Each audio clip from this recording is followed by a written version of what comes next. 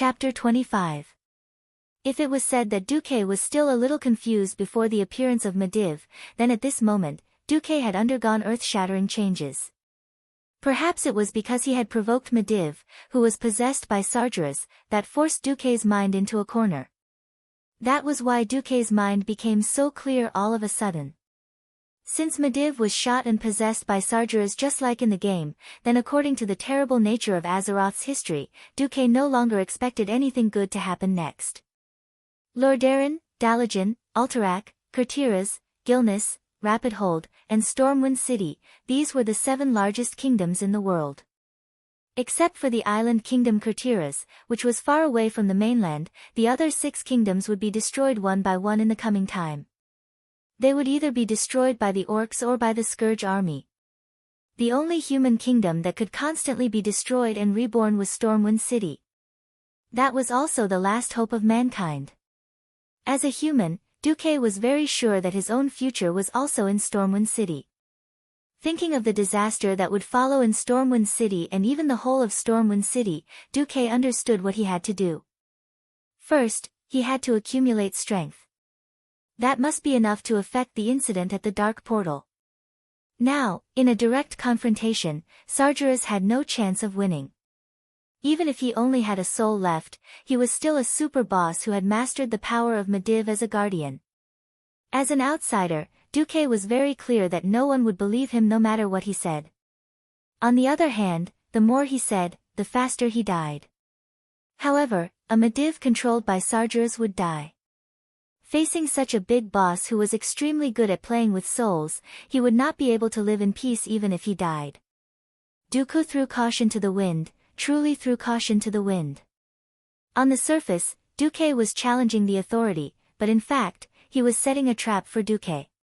As long as he maintained his identity as the Medivh, as long as he didn't take off this hypocritical mask, he had to treat Duque fairly. Moreover, Duque was still a child. The Medivh raised his right hand and snapped his fingers. It was as if all the voices in the hall had been sucked out. Everyone's mouths were agape and their arms were raised.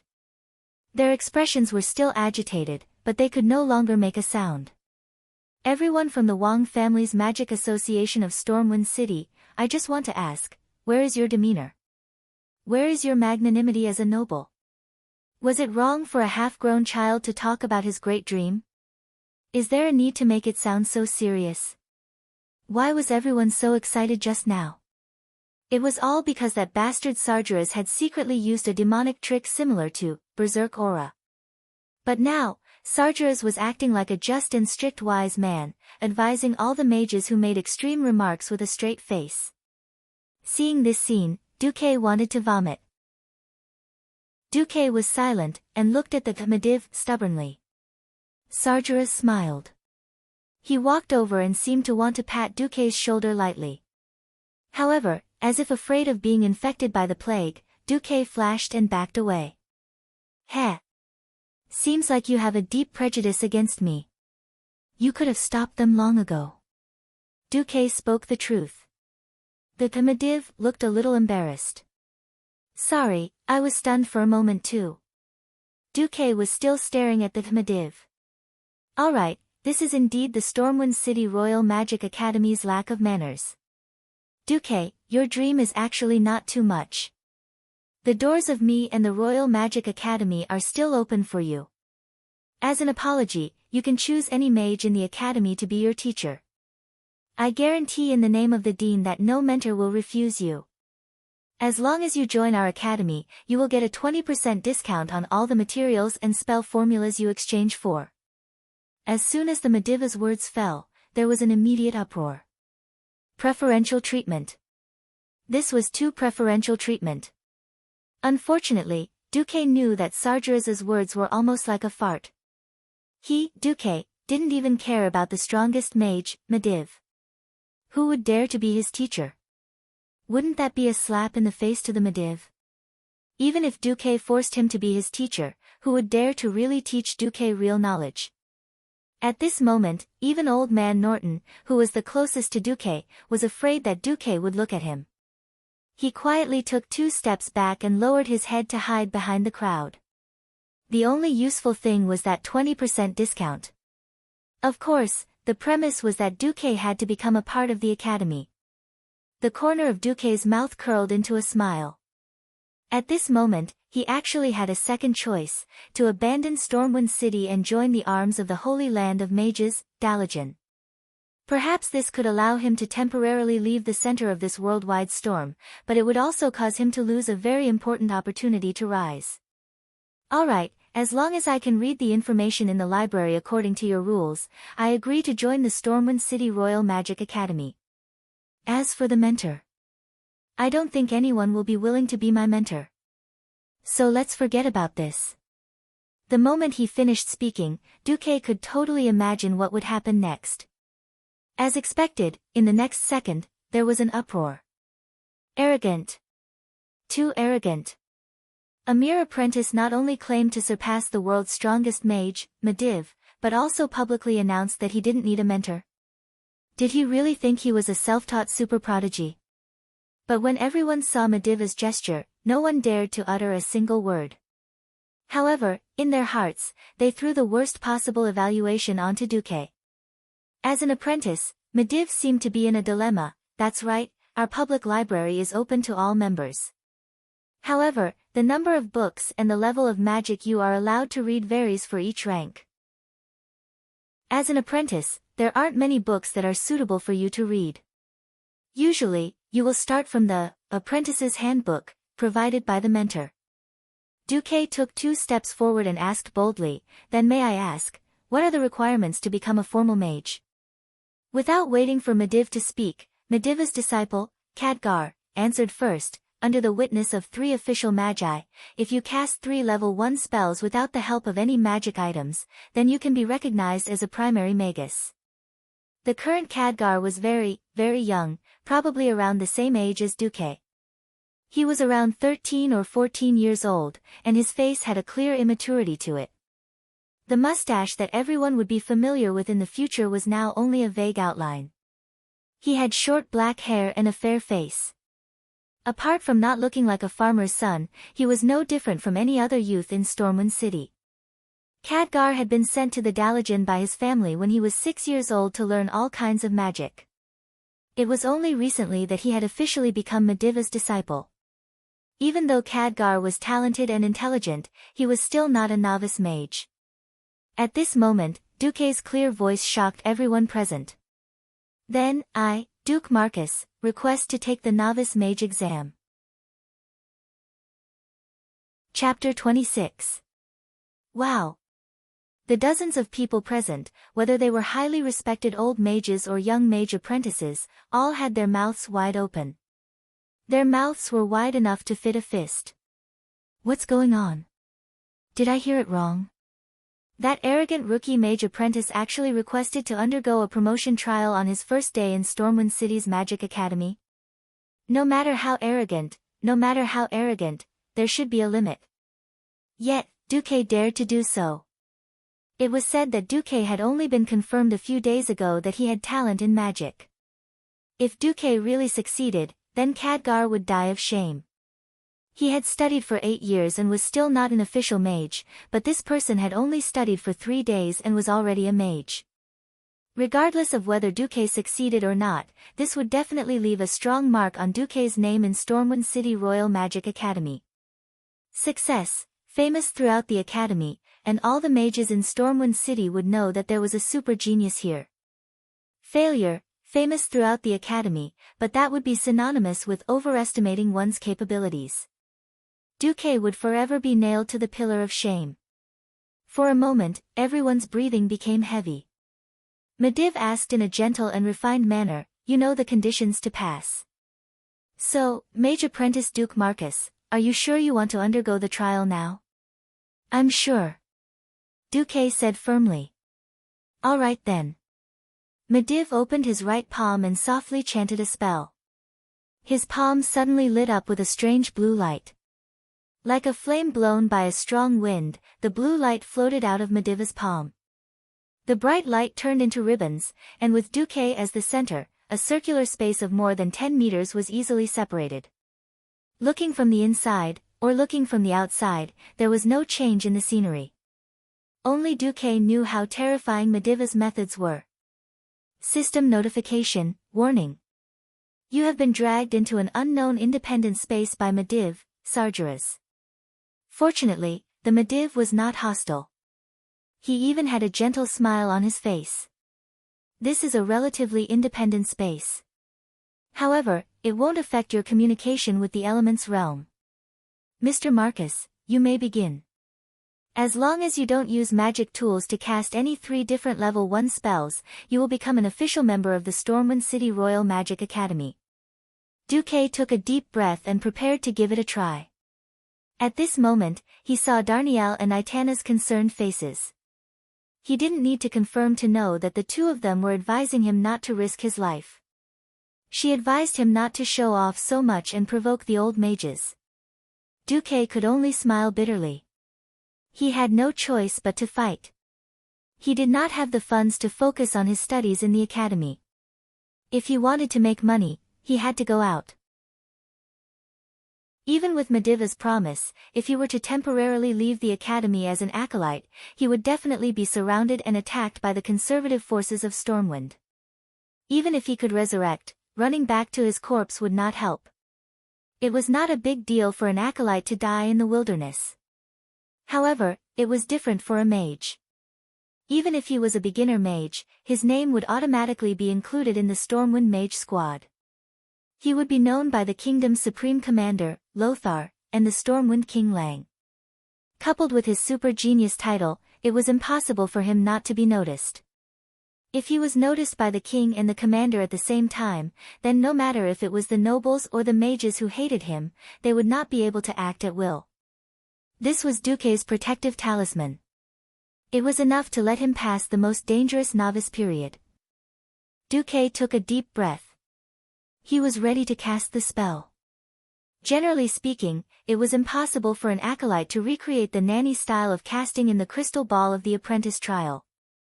It was impossible for an acolyte to have such a keen magic perception ability to reverse deduce the entire incantation, casting formula, contact method with the elements realm and a series of other things from a fixed and incomparably complicated casting tool. Under normal circumstances, this was something as unreliable as asking a newborn baby to fight lions and tigers. All the mages present knew that Duque did not get even half of the spell formula from any official channel. However, as soon as Duque recited the incantation, the mages were dumbfounded. They had no idea that at this moment, Duque had even let the system control his own tongue. His consciousness had already practiced the awkward-sounding incantation no less than 1,000 times in the system, as if singing along with the karaoke subtitles. What flowed out of Duque's mouth was the perfect High Elves language. The cadence was full of mysterious beauty. The key syllables were short and hurried, but extremely accurate. Without the help of the magic tool, Duque could clearly feel that he was like a tap that had been turned on. The mental and physical strength in his body was rapidly decreasing. However, he could clearly feel that his body and his soul had made a stable connection with a world of a different dimension, the elements realm. A scorching aura quickly spread and gathered on his arm at a high speed. Everyone could see that a huge fireball was forming in Duque's hand. Fireball spell? No. This is Flame Blast spell. The surrounding mages could not help but exclaim in surprise. How old was he when he successfully cast Flame Blast spell for the first time? No one had done it before the age of 20, right? Yet, this kid actually managed to do it. There was not the slightest bit of excess elemental energy spilling out. The amount of energy absorbed was simply exquisite. This kind of control, was it really from the hands of an apprentice who had awakened to the power of magic for less than 3 days? Whoosh! As if to slap Mediv in the face, this water tank-sized, flame blast spell, smashed towards Mediva's head. For a powerful guardian, this was not a problem at all.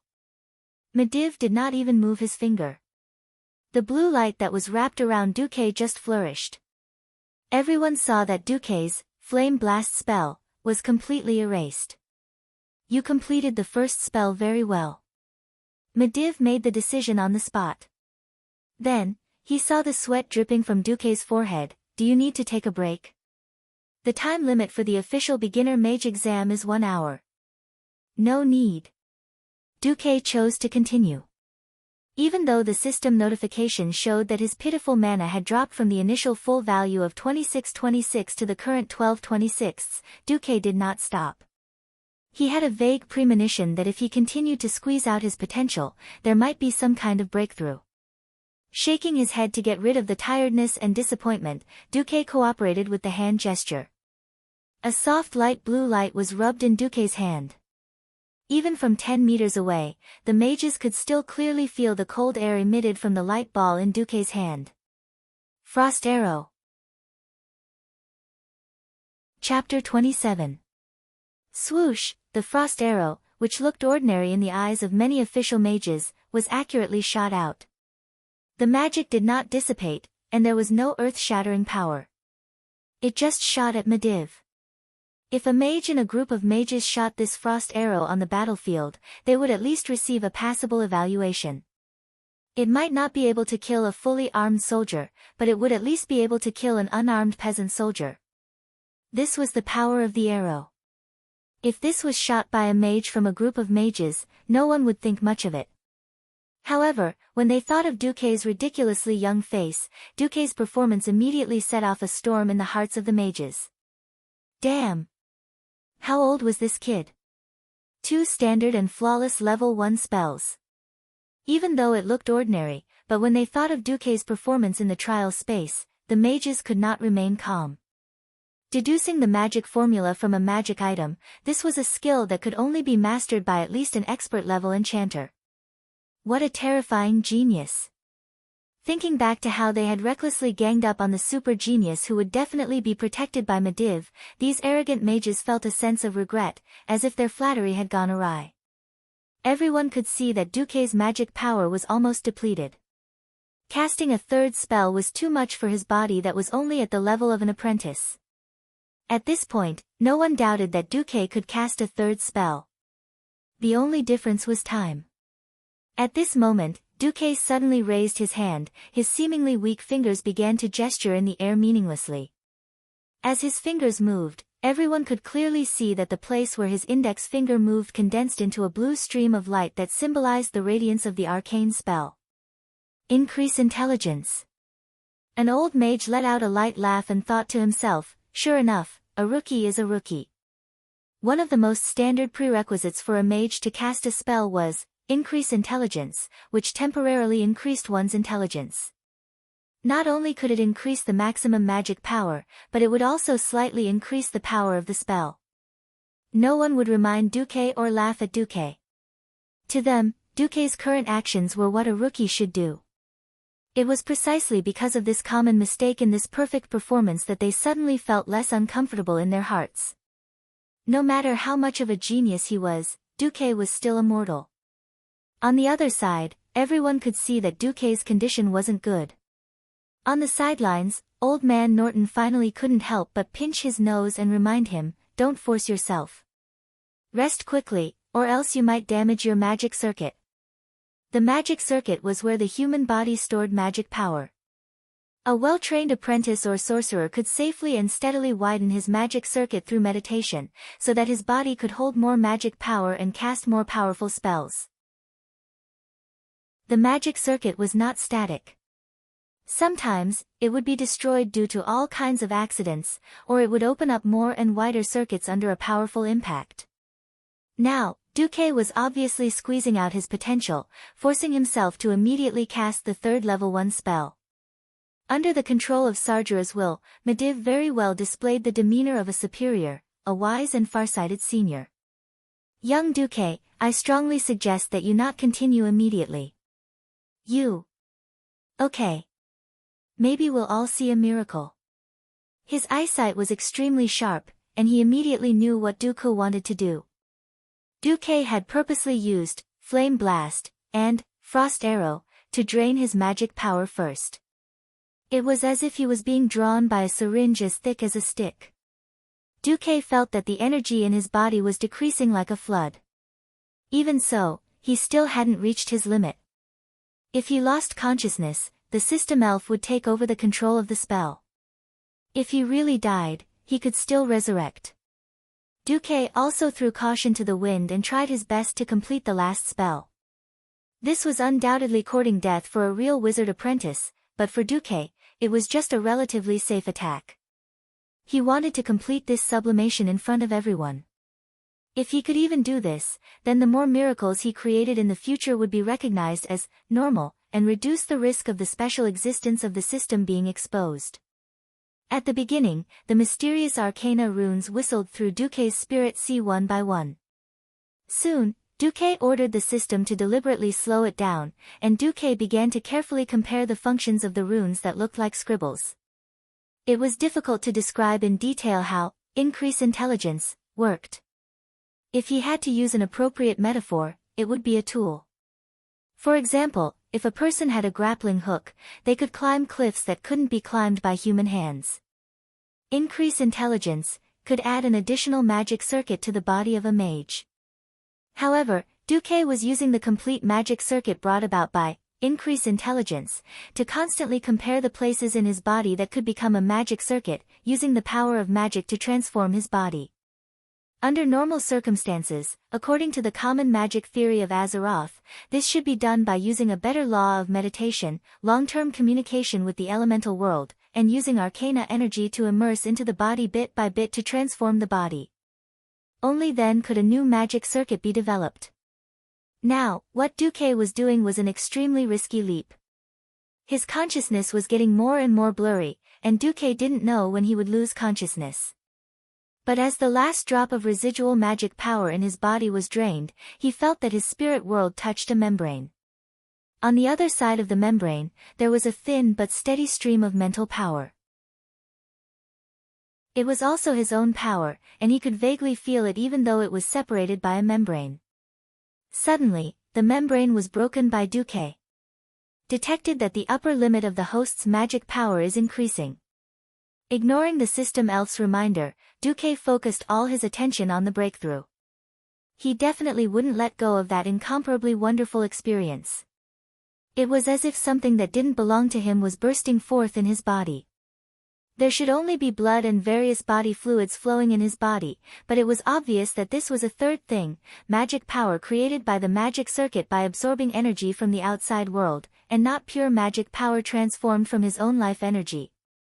Even if this magic power was very, very faint, like a light fog blowing on his face, this power was like a traveler who had been thirsty in the desert for many days.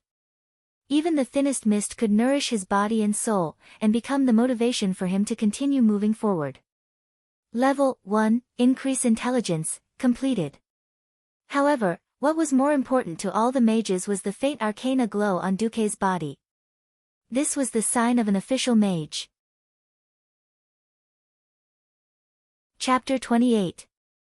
The arcane barrier had been removed by Medivh at some point in time. It was already the end of spring, but everyone could still see the breath that Duque exhaled. It was a faint breath that contained arcane power. It was precisely because Duque still couldn't control his power that everyone could see the arcana technique aura seeping out. It was obvious that the arcane power was transforming Duque's body. His exposed arms and feet had a very obvious bluish-purple arcane glow. The sudden advancement also temporarily disrupted the senses of Duque's 5 senses.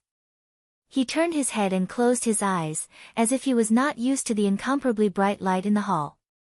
But soon, he opened his eyes again and looked straight at them.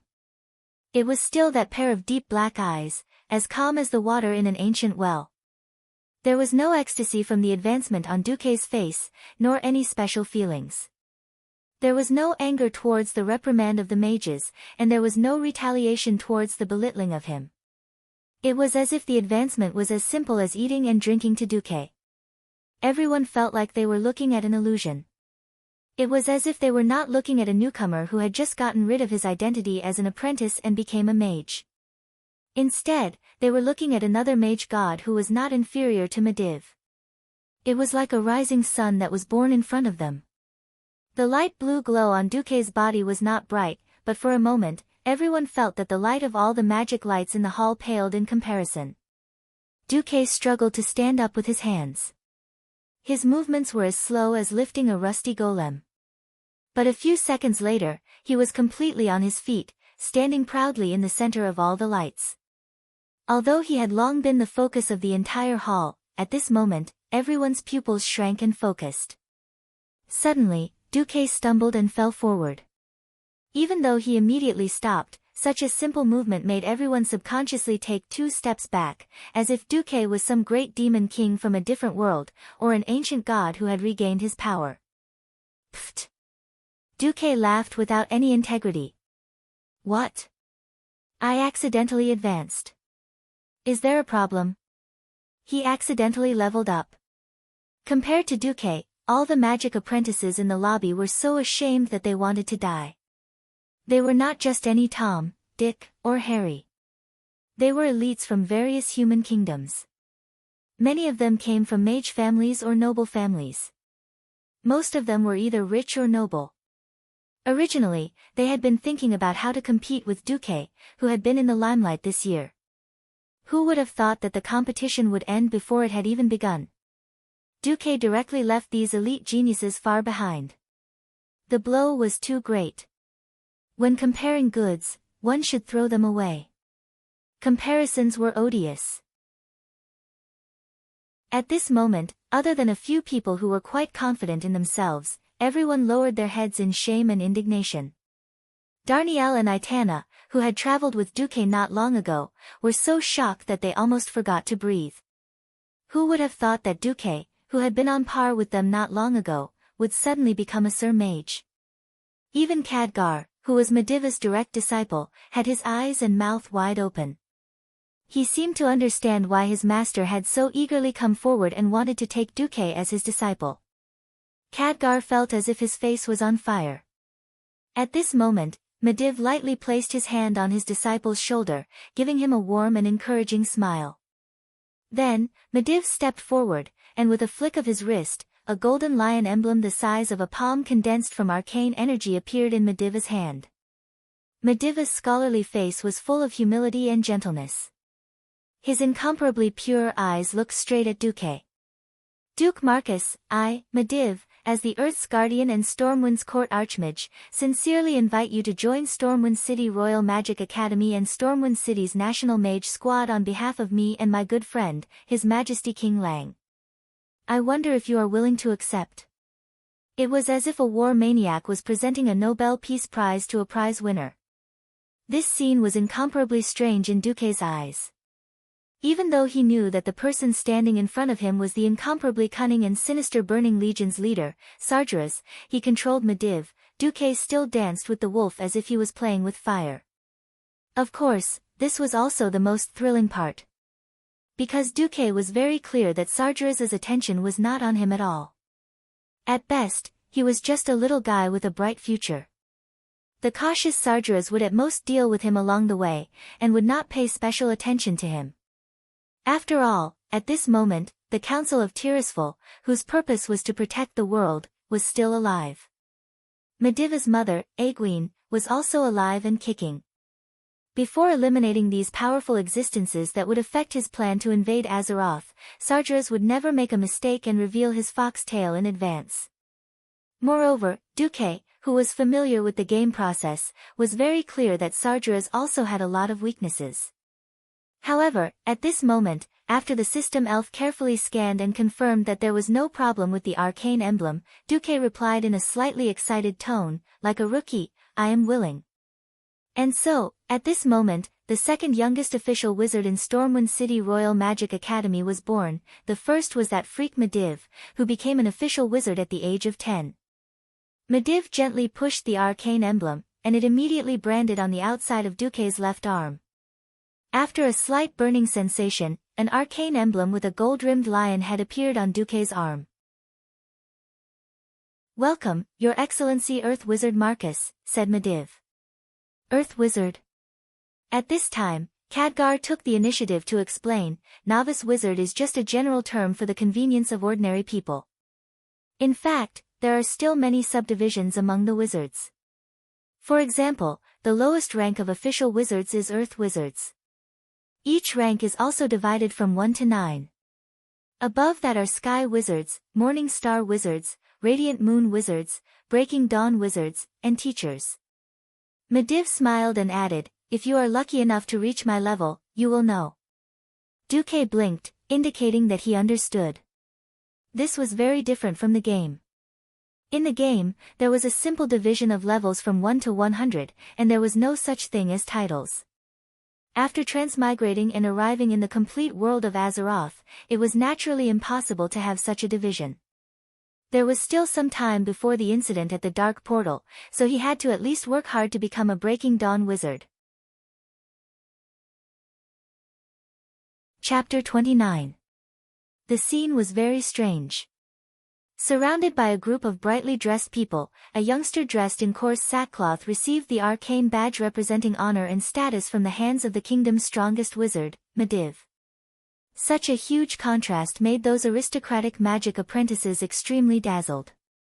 What the eye doesn't see, the heart doesn't grieve over, but etiquette didn't allow them to lower their heads. Otherwise, not only would it be contempt for Duque, it would also be disrespectful to the Medivh who issued the badge. At this time, applause rang in the surroundings. Whether it was heartfelt blessings or envy, jealousy, and hatred for Duque to go to hell, at least the applause was very warm.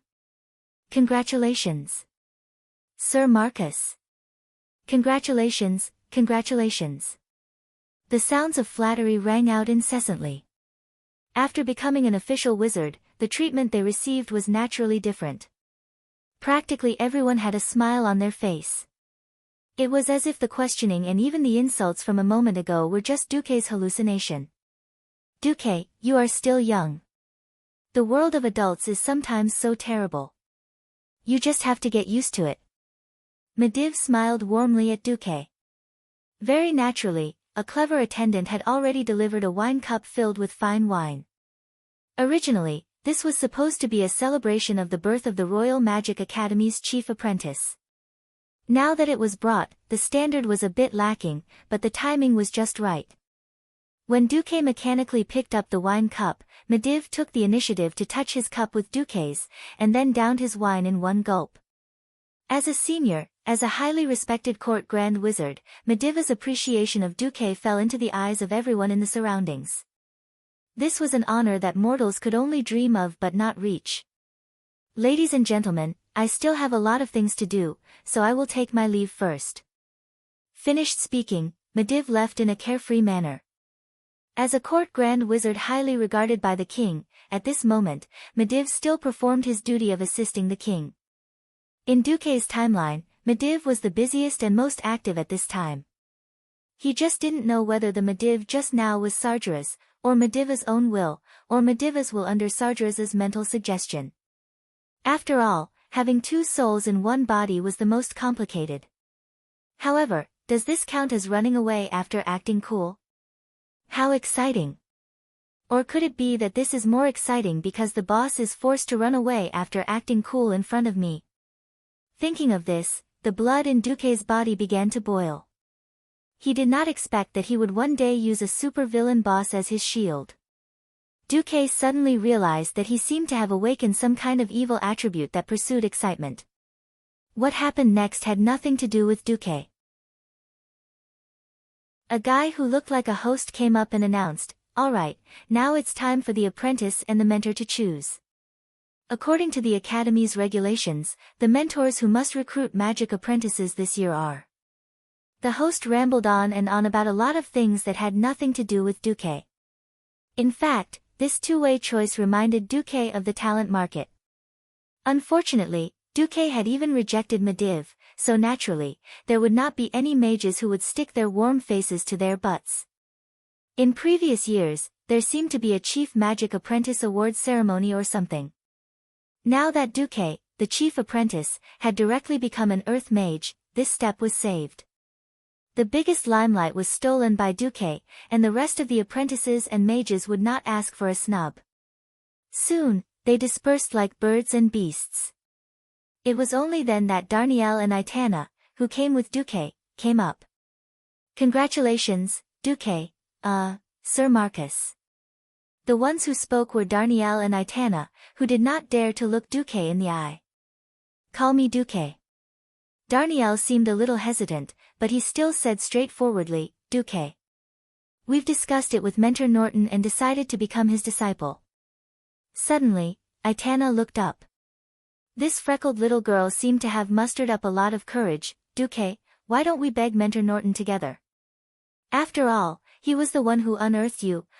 Duque raised a finger and stopped Aitana from continuing. Duque thought to himself, if old man Norton dared to accept me, he would have come long ago. I wonder if it's because I'm old and have become timid. He did not blame old man Norton. After all, not everyone had the aptitude and luck to become a hero. However, it was precisely the struggle of a myriad of mortals against fate that created numerous epic events. Everyone has their own standpoint. Besides, the path I'm taking is very different from yours. Learn well from Mentor Norton. If there's anything good, I'll take care of you. The two youngsters nodded, not really understanding. Everyone dispersed. Duque asked the attendant for the location, and under the attendant's guidance, he walked through the long marble corridor. Under the gaze of countless people in the paintings, he still knocked on old man Norton's door. The one who opened the door was the ordinary second-year female apprentice called Sasha. Seeing Duque outside the door, this female apprentice with flaxen hair and light brown eyes revealed a kind smile. She said to Duque in a low voice, "You really did come. Actually, Mentor has been hoping for you to come." Mentor. He's not a bad person, he just has too many concerns. After saying that quickly, Sasha said loudly, "Welcome, Your Excellency Duke Marcus. Mentor is free. You can go in yourself." Duque nodded with a smile, and walked in with his head held high. Perhaps it was only a temporary room for recruiting apprentices, the room was quite different from what Duque had imagined. To be precise, it was not a room for a sorcerer, but more like a guest room for a noble. There was nothing on the white rectangular oak table, only the gorgeous golden curved edges of the table that were filled with all kinds of arcs could be seen. In front of the table, there was a chair with a red velvet background, which allowed apprentices to sit comfortably and communicate with their mentor. The mentor's chair was a little dazzling, because there were two crystal balls infused with arcane energy on the chair, emitting a gentle glow. It was probably to announce the field that Mentor Norton was good at, arcane. However, old man Norton was not sitting on the chair. On the contrary, he was looking out of the room's large floor-to-ceiling window with his back to the door. Looking at the greenery everywhere in the academy, the old man seemed to be sighing. "I'm sorry to have caused you trouble," Duque said first. "Sigh." The old man sighed. "Although you have been in trouble since the first time I saw you, I still did not expect you to cause so much trouble. Do you regret it?" Duque asked with a smile. "If I really regretted it, I wouldn't even let you into this room." "Then I've decided to take a gamble." Chapter 30. No one knew what Duque had gotten from old Mage Norton, but soon, half of the mages in the academy knew that old man Norton had gotten a High Elven Mage Apprentice Handbook from the royal family of Kuel Salis, and that it had been used by Kale, that Sunstrider. This gave everyone more ideas about Duque's background. Duque did not care so much. He stayed in the guest house of the Magic Academy for the night. Miraculously, on that night, he received a letter from Aurelia. This was a very windrunner letter, because the letter was sent by a skylark. There was a note tied to its long leg, and on it was written in the common human language. "Congratulations, Your Excellency Mage Duke Marcus." Duque scratched his head. He could not understand why this skylark could do the work of a carrier pigeon, and would come to his window in the middle of the night to wake him up. Could this skylark have become a spirit? Duque muttered to himself. He did not know when or where Aurelia had received his message, but this strange High Elven Ranger knew about it and even sent a kind blessing. Looking at the line of delicate words, Duque felt an inexplicable warmth in his heart. It seems that I have really clung to the golden thigh of Aurelia. That being said, Duque was also happy to have a good relationship with Aurelia, so he quickly replied with the help of the system. "Thank you for your congratulations. I think we will still have a chance to meet in a few years. After writing, he read the note 3 times to make sure that there was no mistake. Duque stuffed the note into the small tube on the skylark's leg. Go back to your master. After doing this, Duque fell asleep soundly.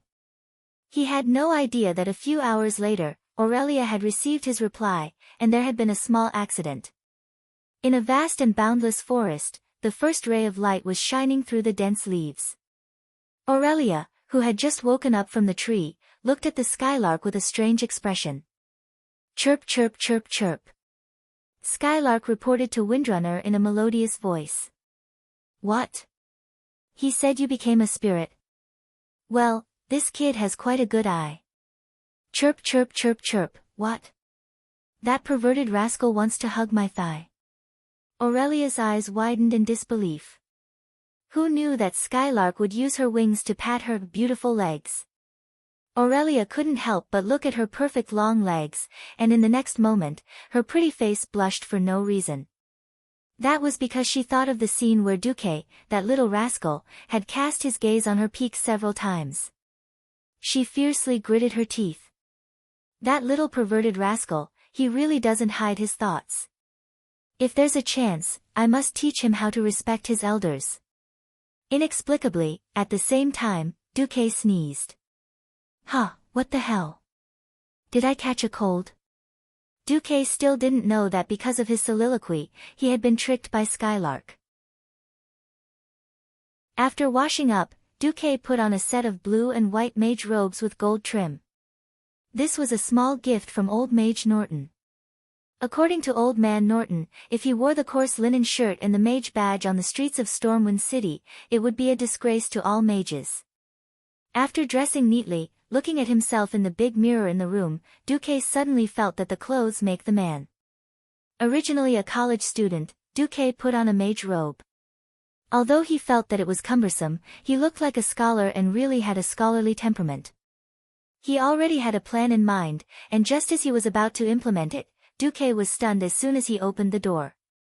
In the guest room outside the door, he saw 3 Stormwind City soldiers standing as straight as javelins.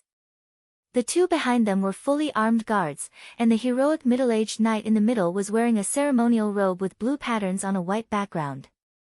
There was a golden shoulder ornament like a sword tassel on his shoulder. His brown hair was neatly combed, and even an ant couldn't climb on it. The knight lightly hit the left side of his chest with his right fist and bowed.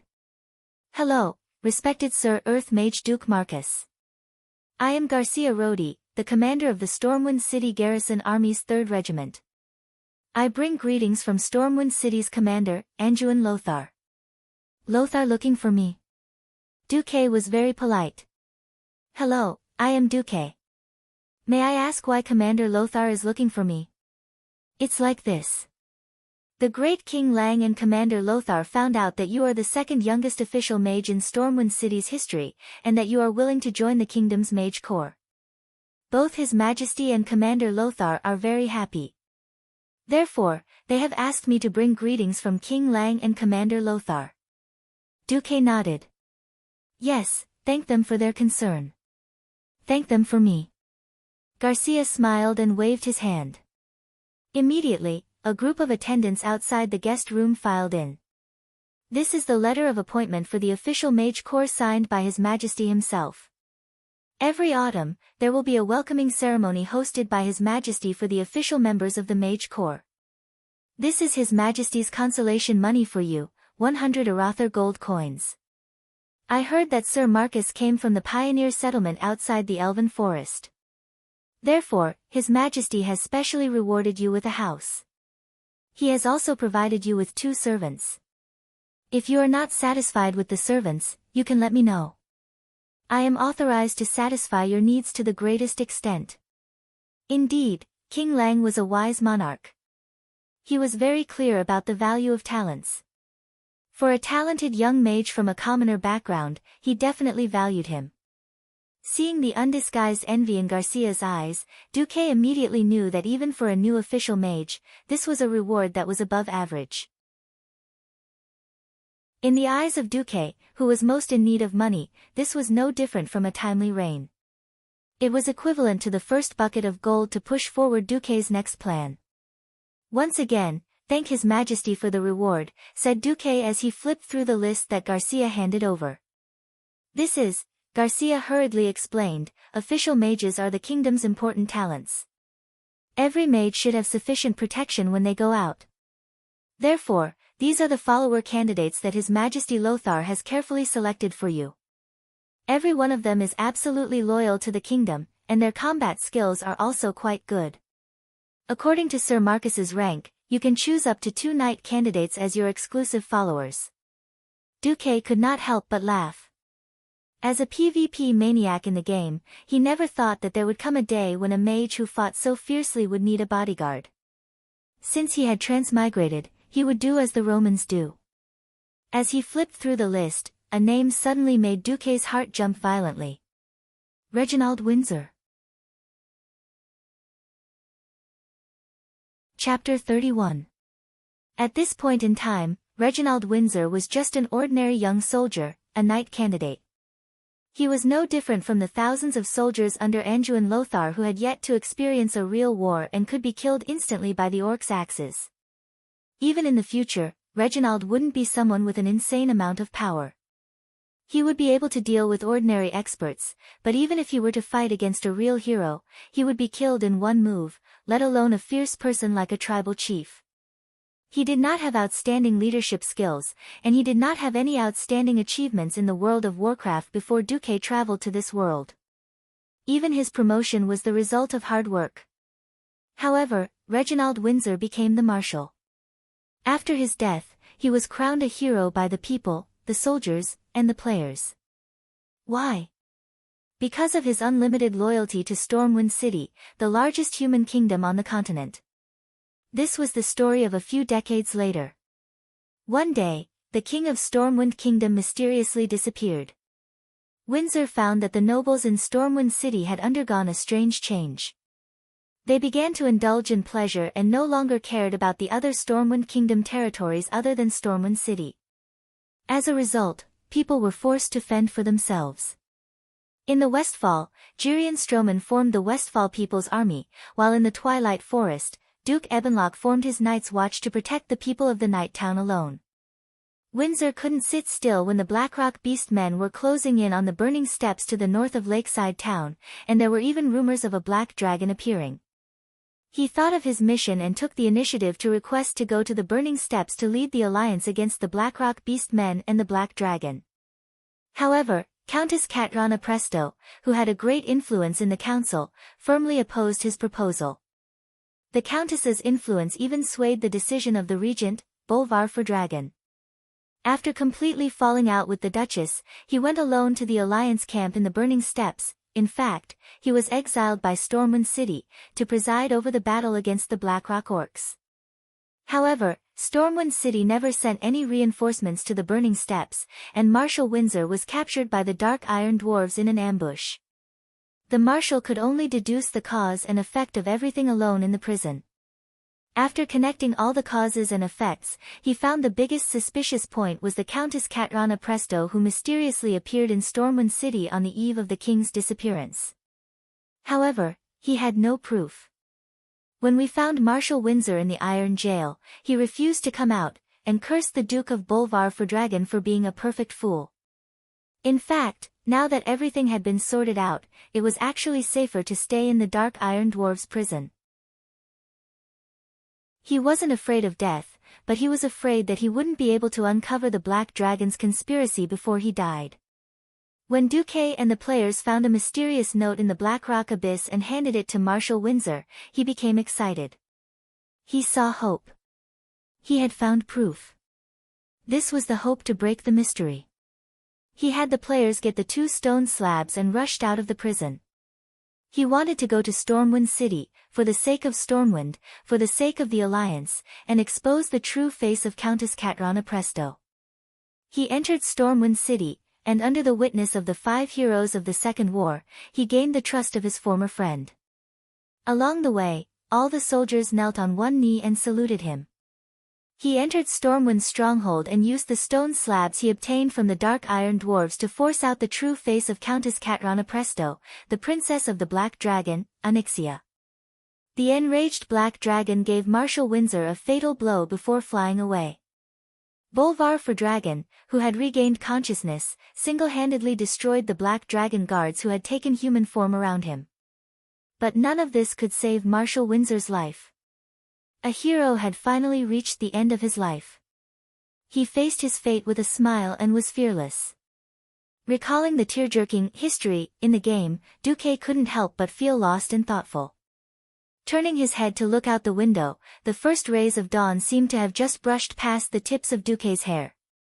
It had only been a few days since he transmigrated, but Duque felt that this period of time had been spent in urgency and unease. Duque suddenly smiled. He used to think that if he could hear the names of Stormwind City, Karazhan, and the Dark Portal from the Warcraft movies, and hear these memorable lines, he would be very happy and satisfied. Because in those countless days and nights, he had measured every inch of the land with the feet of a silly wizard named Little Demon Feifei. Even if time flew, and this once world's #1 game could no longer keep up with the times, and was mocked by younger players for being outdated, he still loved her.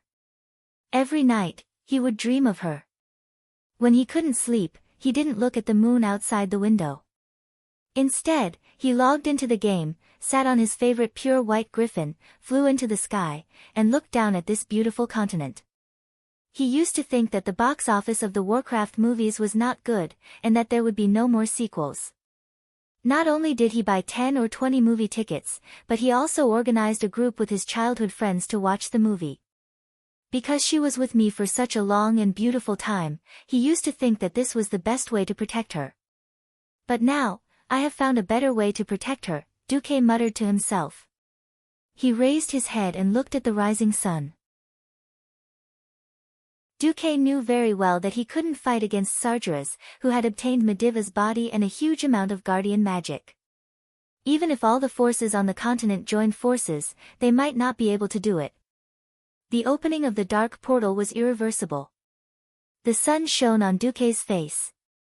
It was warm, and Duque felt the pulse of fate again. The sun would rise day after day, and the only thing he could control was the progress of fate after the opening of the dark portal. At this point, Duque took a deep breath and waved the name list in his hand. He pointed at Reginald Windsor's name. "Hello, Captain Kasia. I want him." Him. Kasia's expression was a little strange. Of course, the strange reason came from Duque. He noticed that Duque's reaction became very intense when he saw Windsor's name. "Is there a problem?" Duque asked. Since his name is on the list, it means that Sir Lothar thinks that he is a reliable and capable young man. I don't have a problem. I'm just curious why you chose him." Duque smiled and said, "Because I feel the fetters of fate."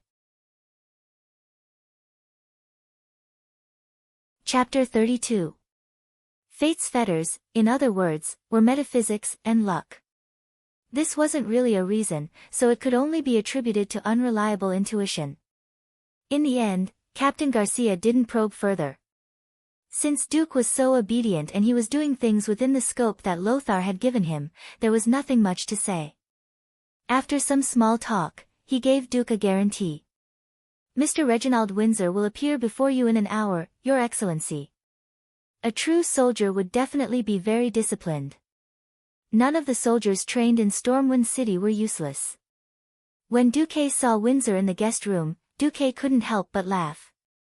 He said he obeyed, but his face was full of dissatisfaction. The only thing missing was the words, "I hate you," engraved on his forehead. In the game, Duque could only see a gamified uncle. But when he saw Windsor in person, Duque felt that the Marshal was once young. He was quite cute.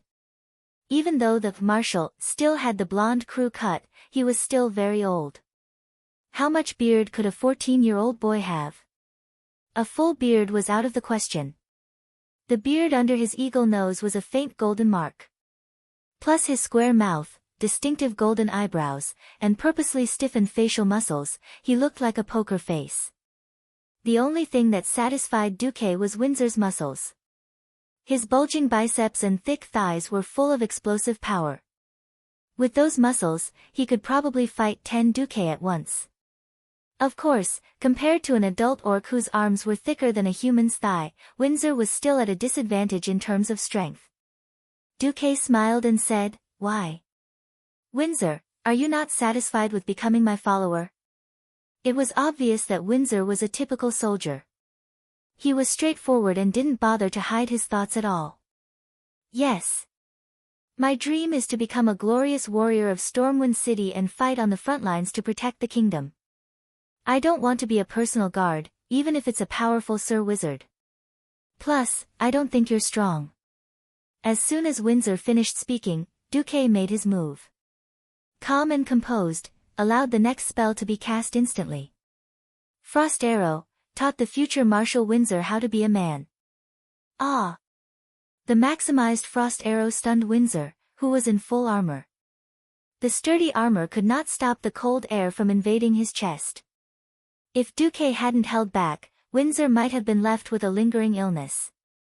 Several minutes later, in front of the only stove in the School of Magic, Windsor covered himself with a blanket and said, "All right, I apologize for saying, sir, you're not strong. I accept your apology." Duque smiled and handed a cup of ginger tea to Windsor. Windsor, who had begun to acknowledge Duque, was no longer as stiff as before. "However, I still believe that becoming your follower is in conflict with my dream." "What exactly is your dream? Have you thought about it?" Windsor was a little confused. Didn't he already say what his dream was? Duque continued, "Actually, our dream is the same, to fight for the rise of Stormwind." Windsor's body trembled. "Do you see the shining lion emblem on your chest?" Following Duque's words, Windsor lowered his head. Duke opened his mouth and spoke tirelessly. "In the past, in order to deal with the threat of the trolls, Thoradin the Great united all the human tribes and established the Great Arather Empire. Humans began to spread all over the continent, and new cities were built one after another. However, as it became more and more prosperous, its most powerful core began to fall apart. The lords of Riptide City began to gradually move their wealth to the prosperous northern region of Lordaeron, abandoning the barren south. Even Thoradin the Great's heir, the last child of the Arather bloodline, was left behind in the crumbling walls of Riptide City. After many long years, a team of knights finally arrived in the Valley of the Kings. A man raised his sword in front of the knights and said, "I swear on my sword that Stormwind will bear the glory of the Arather Empire and sweep away all oppression and injustice. My people, my subjects, will follow Thoradin the Great's oath and continue to advance along the path of prosperity for humanity. If one day, decay and lack of progress blinds the eyes of our descendants, then let Stormwind be destroyed in despair." 1,200 years ago, the lion flag of Stormwind was raised in this great valley. It reflected the rising sun of that day. But Windsor, tell me, why is it that 1,200 years later, Stormwind's territory is still dominated by the elven forest? Why is the western wilderness followed by the word wilderness? Why does the Reedridge Mountain have the word barren in it? Windsor, for whom are you drawing your sword? Isn't it for the future, for tomorrow, for our descendants, for them to have a wider living space, to not live under the shadow of monsters and all kinds of external threats? What Stormwind needs the most is not simple-minded soldiers, but a pioneer. Windsor, answer me. Are you willing to accompany me to be a pioneer?" Windsor's mouth trembled. It was obvious that his immature mind was beginning to waver under the bluff of this transmigrator, Duque. However, there was still an abnormal persistence in his heart. "Sir Marcus, I demand that you show me your plan, the complete plan." Windsor was sitting up. His blue eyes were filled with hesitation, and there was an uncompromising sense of helplessness. "I'll show you." 15 minutes later, Duque brought Windsor to the pier of Stormwind City. Ships. From the moment he decided to develop in Stormwind City, Duque thought of ships. He could not forget that in the Warcraft movies, the Stormwind City guards in bright armor were drowned by the green sea of orcs. In complex terrain, The orcs, who had the absolute advantage in both strength and agility, were invincible. The ravines and dangerous areas that humans thought were impassable were nothing to the orcs, who were used to harsh environments. According to history, Duque was not optimistic about Stormwind City at all. If he had transmigrated into King Lang's body, he might have been saved. Unfortunately, he was not. He only had the identity of a commoner. Even with the help of the system elf, what Duque could do was still limited. That was why Duque thought of ships. Ships were needed for both retreat and future counterattacks. Chapter 33. The dock in front of him was narrow and messy. Everywhere was filled with noise and the strong smell of fish.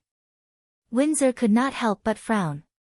If not for the occasional fish in their meals, Windsor would not have known that Stormwind City had a dock dedicated to fishermen. The not-so-wide wooden pier extended from the sandy shore to within 40 paces of the water's edge. All he could see were small fishing boats. Many of the wooden boards on the dock had rotted, and there were many holes in them.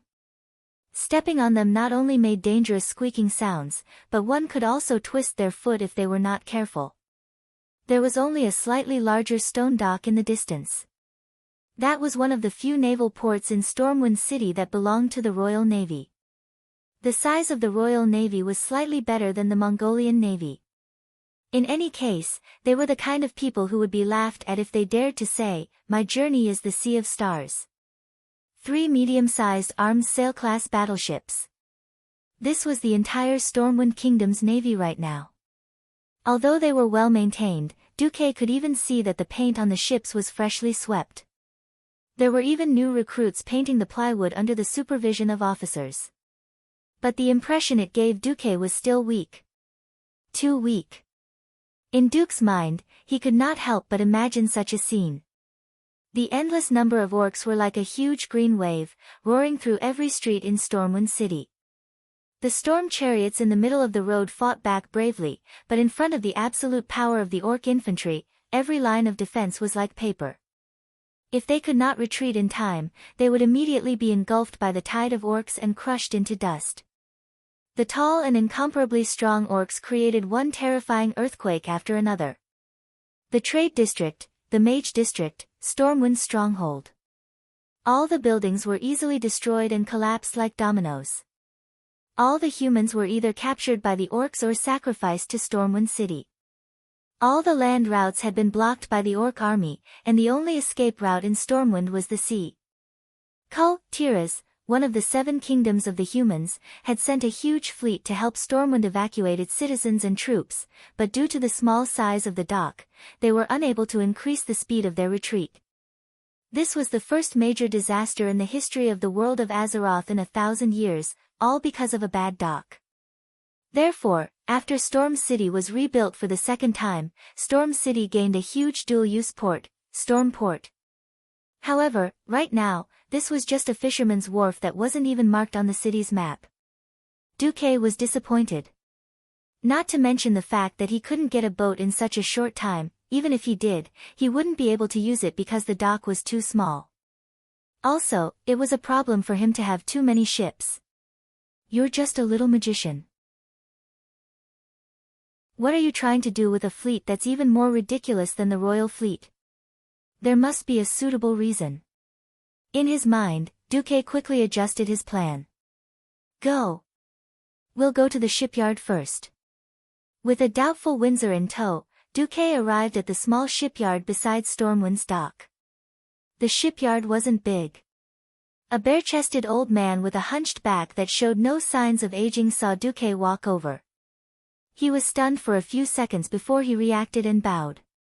After all, a young magician with a magician's robe and an official magician's insignia, and a young knight in military uniform, such a combination was definitely rare in this place. "Good morning, respected Sir Magician. May I ask how Jackson can help you? How big of a ship can you build here? I mean the biggest."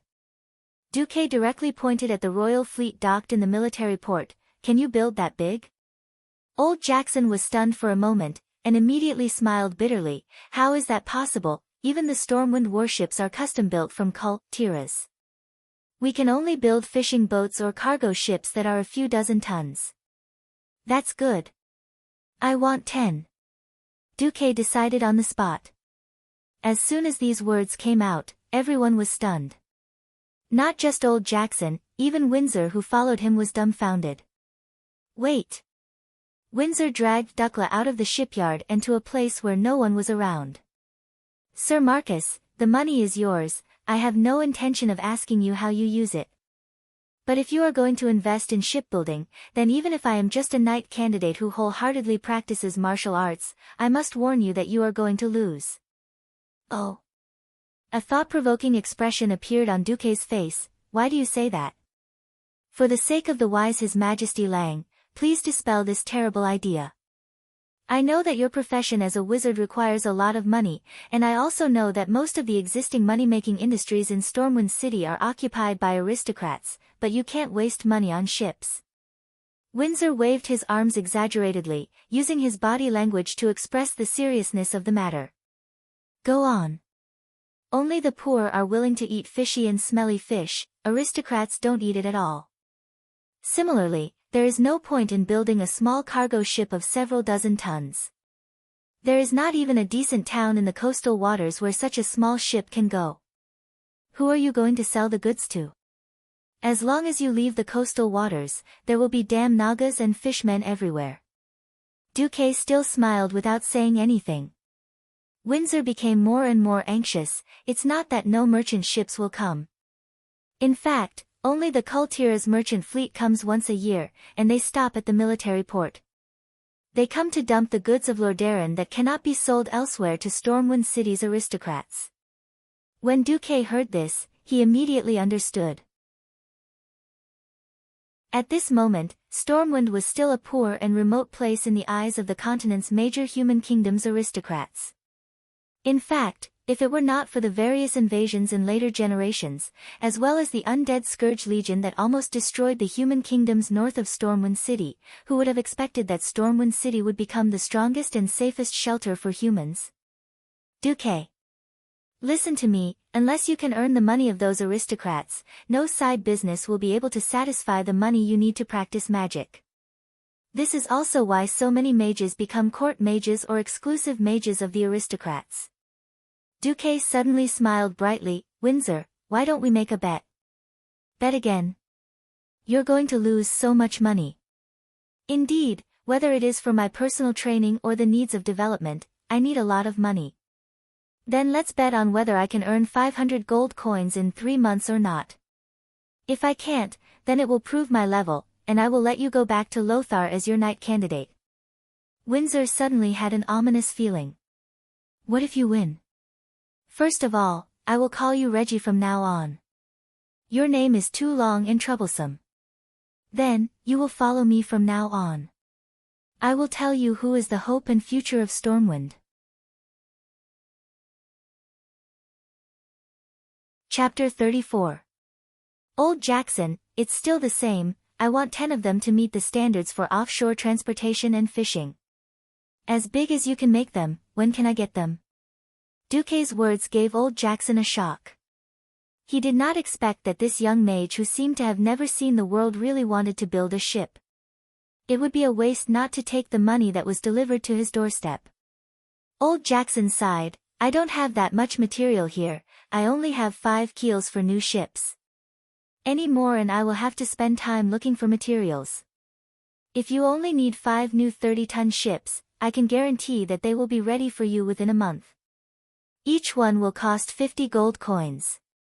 A 30-ton ship was actually very small, converting to the size that Duque was familiar with. It was only 15 meters long and 3 meters wide. It was only slightly bigger than a dinghy. All right, it's settled. Here's the deposit. After saying that, Duque immediately took out the 100 gold coins that Lothar gave him in the morning. There's no need for that much. If it's you, Sir Mage, we only need a 10% deposit. Then help me recruit some sailors for the rest. Old Jackson's wrinkled face showed a hesitant expression. He bit his lips and finally spoke. There are plenty of lads at the dock who have nothing better to do. it's not impossible for me to help you recruit some. They are all good lads, even though they are good swimmers and have good character, they are not sailors. I can't agree to let them do high-risk business. Duque smiled confidently, it's fine, I'm just fishing and transporting some goods that are presentable. On the contrary, I hope that the lads I recruit will be clean, if I find out that anyone dares to hide some goods. Calm and composed, Flame Blast, a fireball the size of a water tank formed in Duque's hands in an instant, flew out and exploded in the sea beside the shipyard.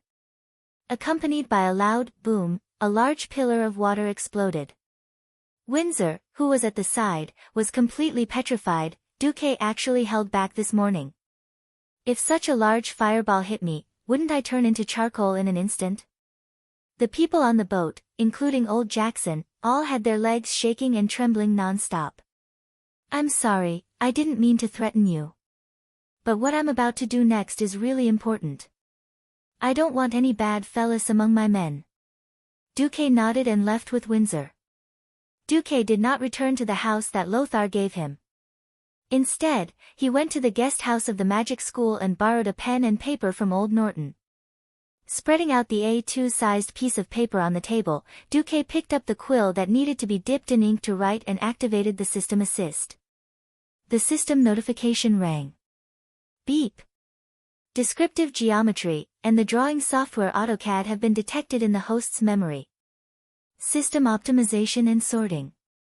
Drawing assistance function completed. Under Windsor's astonished gaze, Duque used less than 10 minutes to draw a profile of the ship and handed it to Windsor. Keep this blueprint well. This is 500 gold coins for travel expenses. I need you to make a trip to Kul Tiras. Bring the entire family of the craftsmen who are capable of building a ship of this level back to Stormwind City. If I'm not back by then, place him in the house that Sir Lothar gave me. Windsor wouldn't be able to understand the blueprints. But he could barely recognize the name of the original owner of the gold note that was recognized by the Seven Kingdoms and could be exchanged in the main cities of the Seven Kingdoms was the venerable old wizard Norton. Hiss, Windsor gasped. It turned out that whether he was there or not, Duque was going to do something big. Windsor asked, then what are you going to do during this time, Sir Marcus? Of course I'm going to level up. Oh, it's to practice magic. At the same time, I'm going to make preparations for this investment. The world of wizards was not something a soldier could meddle in. Despite his doubts, Windsor was grateful for Duque's trust in him. After all, in his opinion, 500 gold coins was already a huge sum of money. After all, this amount of money was enough for a small family to live a lifetime of prosperity. Unexpectedly, Duque did not even ask a single question and directly handed him this huge sum of money. Well, please rest assured that I, Reginald Windsor, will not let you down.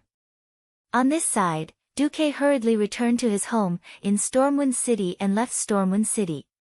Lothar really valued him. His home was located in the garden area. According to the standards of the pre-transmigration era, it was already a villa. At least there were 2 small gardens of about 10 square meters in front and 1 at the back. Before the transmigration, if this was in a first-tier city, it would definitely be an expensive property worth millions. But in Stormwind City, compared to the mansions of those nobles, this was really a very ordinary standard. Duque did not feel at ease here. Since it was a house that was destined to be destroyed by the flames of war, there was no need to worry about it. However, Duque's investment, in a very short time, reached the ears of another group of interested people. When Fame Brando heard the news of Duque's investment in shipbuilding, he laughed on the spot. That idiot actually built a ship. Stormwind City has no specialties to sell at all. We collect so much tax every year, but we can only be at the mercy of those profiteers, Kul Tiras, or the even more damned goblins. Alright, I'll see Duke lose so much that he doesn't even have his pants left. The Brando family were not stupid.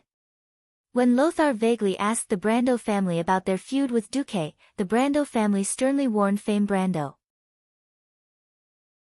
Before you understand the situation clearly, you are forbidden from contacting that Duque in any form, whether directly or indirectly.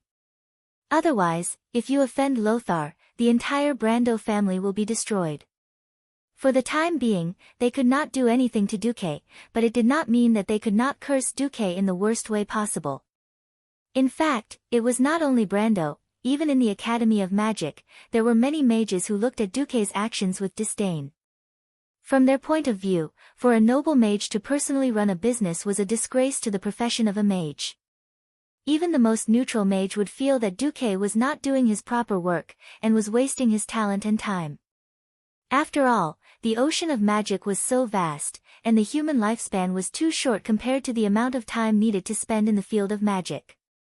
But these things, Duque did not care. After hiring a carriage and a team of mercenaries, Duque spent a full 5 days crossing the elven forest, and arrived at the western wilderness, southwest of Stormwind City. Western Wilderness. I'm coming. Chapter 35. After exiting Stormwind City, heading south, crossing Mirror Lake and West Spring Stronghold, and turning west was the boundary of the western wilderness. Sitting in the bumpy carriage, Duque gazed at the scenery outside the window. Outside the window was an eternally clear sky.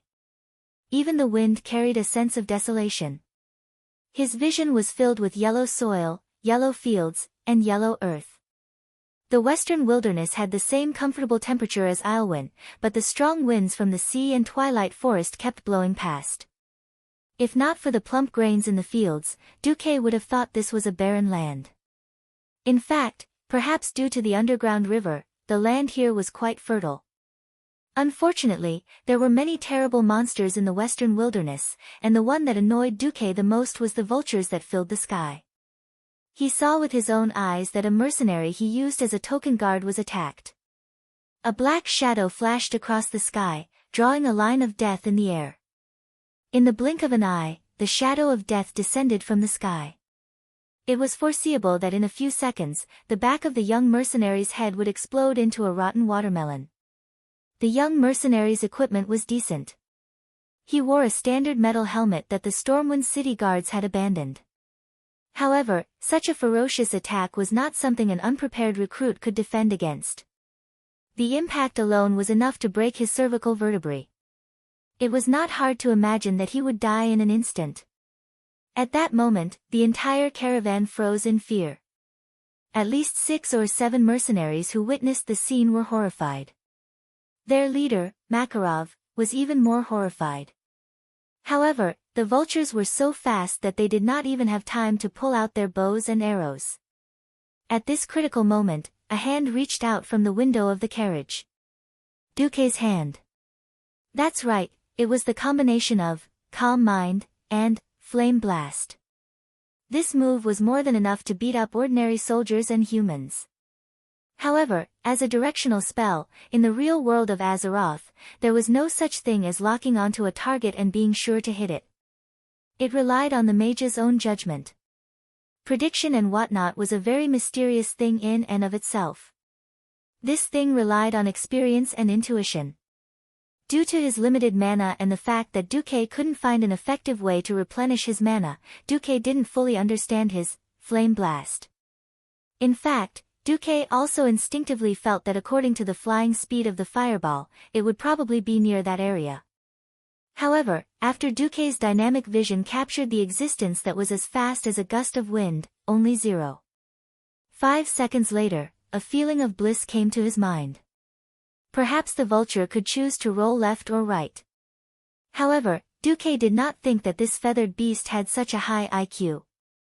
Therefore, Duque chose to make an advanced calculation. The dozen or so guards had yet to recover from the shock of their own people being attacked when they suddenly realized that the important person they were protecting had made a move. Whoosh! With a strong light and a burning sensation, a huge fireball flew out of the window of the carriage, dragging a long trail of flames behind it. It shot straight in front of Vulture. Good. Oh.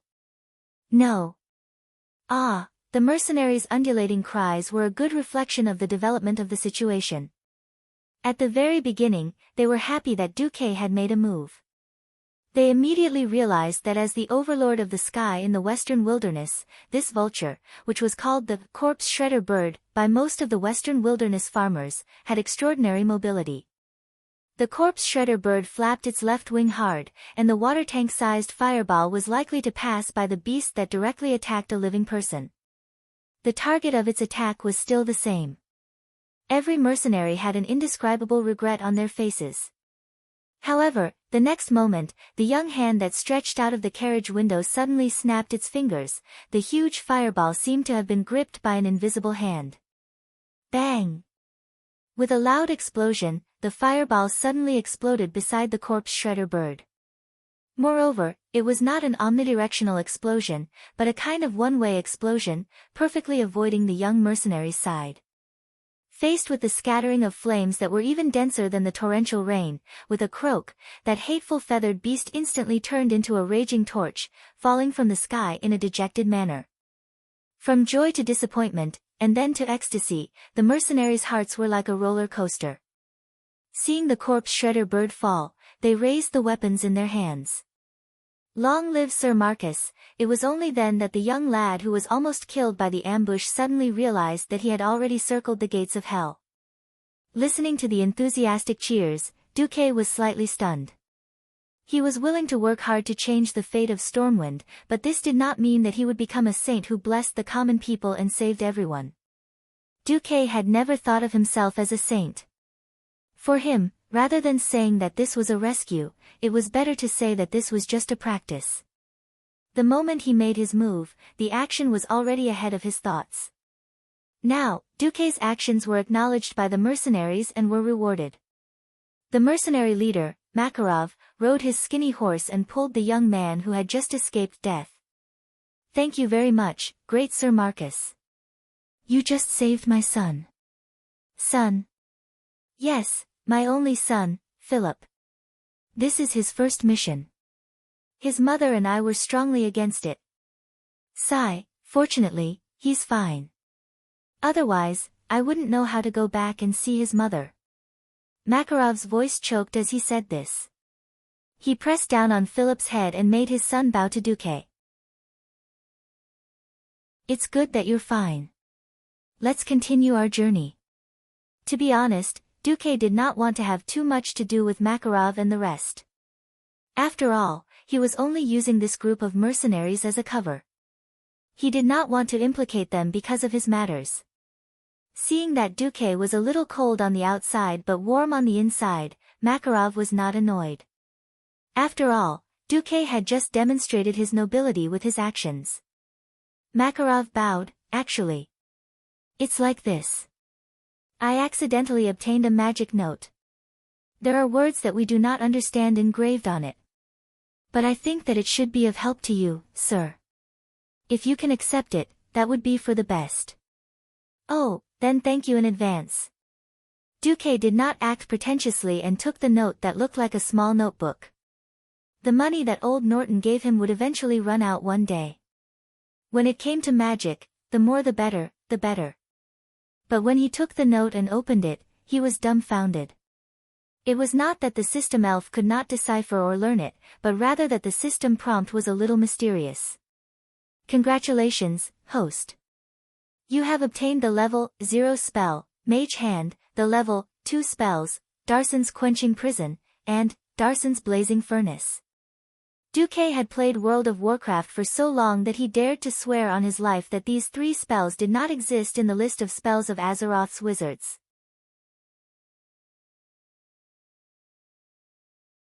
Chapter 36. Duque's life was worthless. Duque's moral integrity was not worth much at all. Duque's oath still had some effect.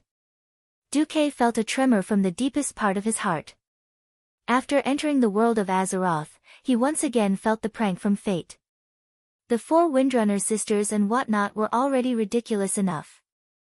Now, even the magic system had a strong sense of crossover. However, magic was magic. Almost at the moment when Duque opened the note, he had already deeply felt the mysterious resonance between himself and these spells. It was like a sense of recognition, a more circumstantial way of thinking coming into his mind. At that moment, it was as if the definition of mage that had been solidified in the game had the most eye-catching chemical reaction. Back in Duque's Viry, mages only represented high-attack long-range artillery, the strongest control profession. However, at this moment, there seemed to be the brightest light illuminating his mind, and in this light, a door opened. He seemed to have passed through this door and saw many things that were beyond the framework of his mind. Unconsciously, a list of spells appeared in his mind. All the spells were reclassified: defense, spell, prophecy, enchantment, evocation, illusion, necromancy, transformation, and general. There were a total of 9 categories. Among them, most of the categories were still hazy and pitch black. But this, after all, represented more possibilities. This was not an illusion that only existed for the briefest moment and immediately dissipated, but a kind of development that broke the rules of Azeroth. Even this list of spells could be repeatedly brought up in the field of vision through the system elf. Duque also discovered one thing. Whether it was Flame Blast, or Frost Arrow, at the beginning, or Darson's Frigid Prison, and other spells, it seemed that the spells that were related to him before he transmigrated would all be greatly enhanced. For the spells related to fire and ice, the large number of thermodynamic calculation formulas that popped up in the system prompt was enough. Even Mage Hand, which should have been categorized as a level 0 cantrip, was greatly enhanced. The reason for the strengthening made Duque speechless. A lot of motion capture technology has been detected in the host's memory, inputting and improving the corresponding laws. Preset thought transmission nodes in Hand of Magic. Hand of Magic is expected to increase flexibility by 180% and strength by 230%. Your Hand of Magic has advanced, level unknown, estimated to be over level 2. Before Duque transmigrated, the most well-known use of motion capture was in filming. By attaching dozens of trackers to the key parts of an actor's face, the muscle movements of the entire face could be converted into data that could be processed by a computer to measure the size of an object, as well as to determine the location and orientation of objects in a physical space.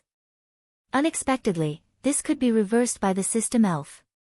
Duque snapped his fingers in front of Makarov. Pa! A magic palm the size of a human hand appeared out of thin air in front of one of the mercenaries. It was glowing with a pale blue radiance.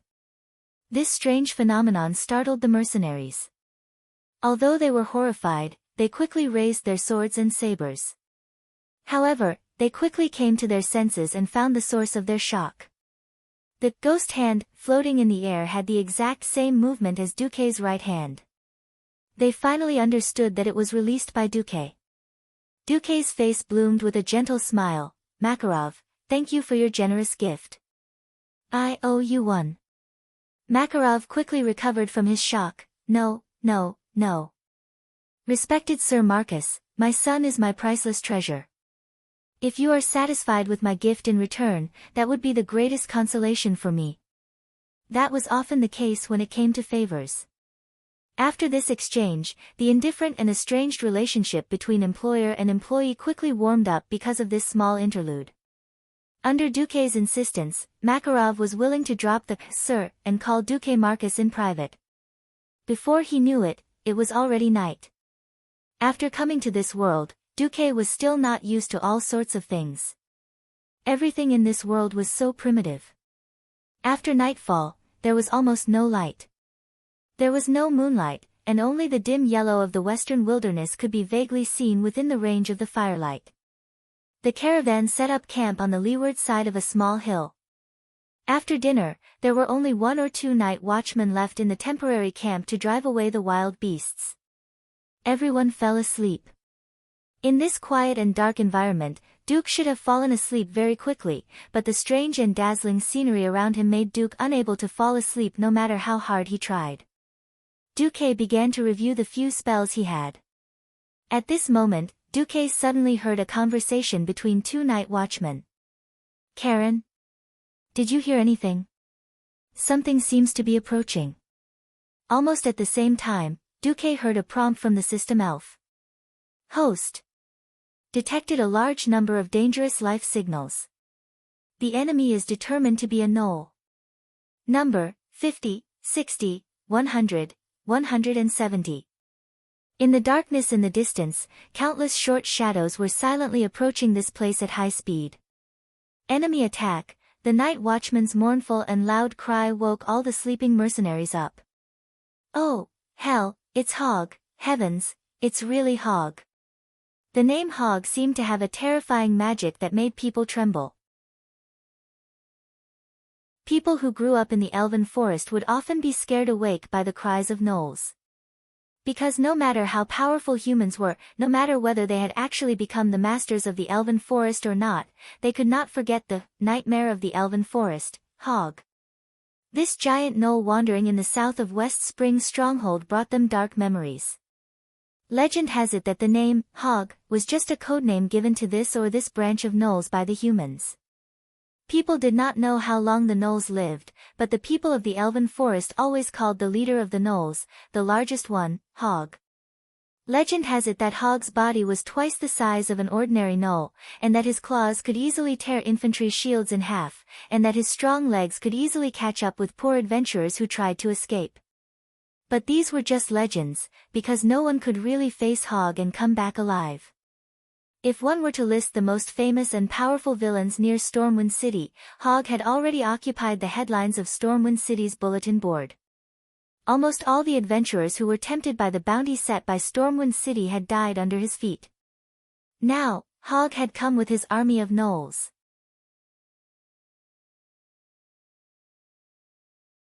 Chapter 37. Darkness brought about a primal fear. The fear of darkness was imprinted in the hearts of humans since the time when they ate raw meat and drank blood.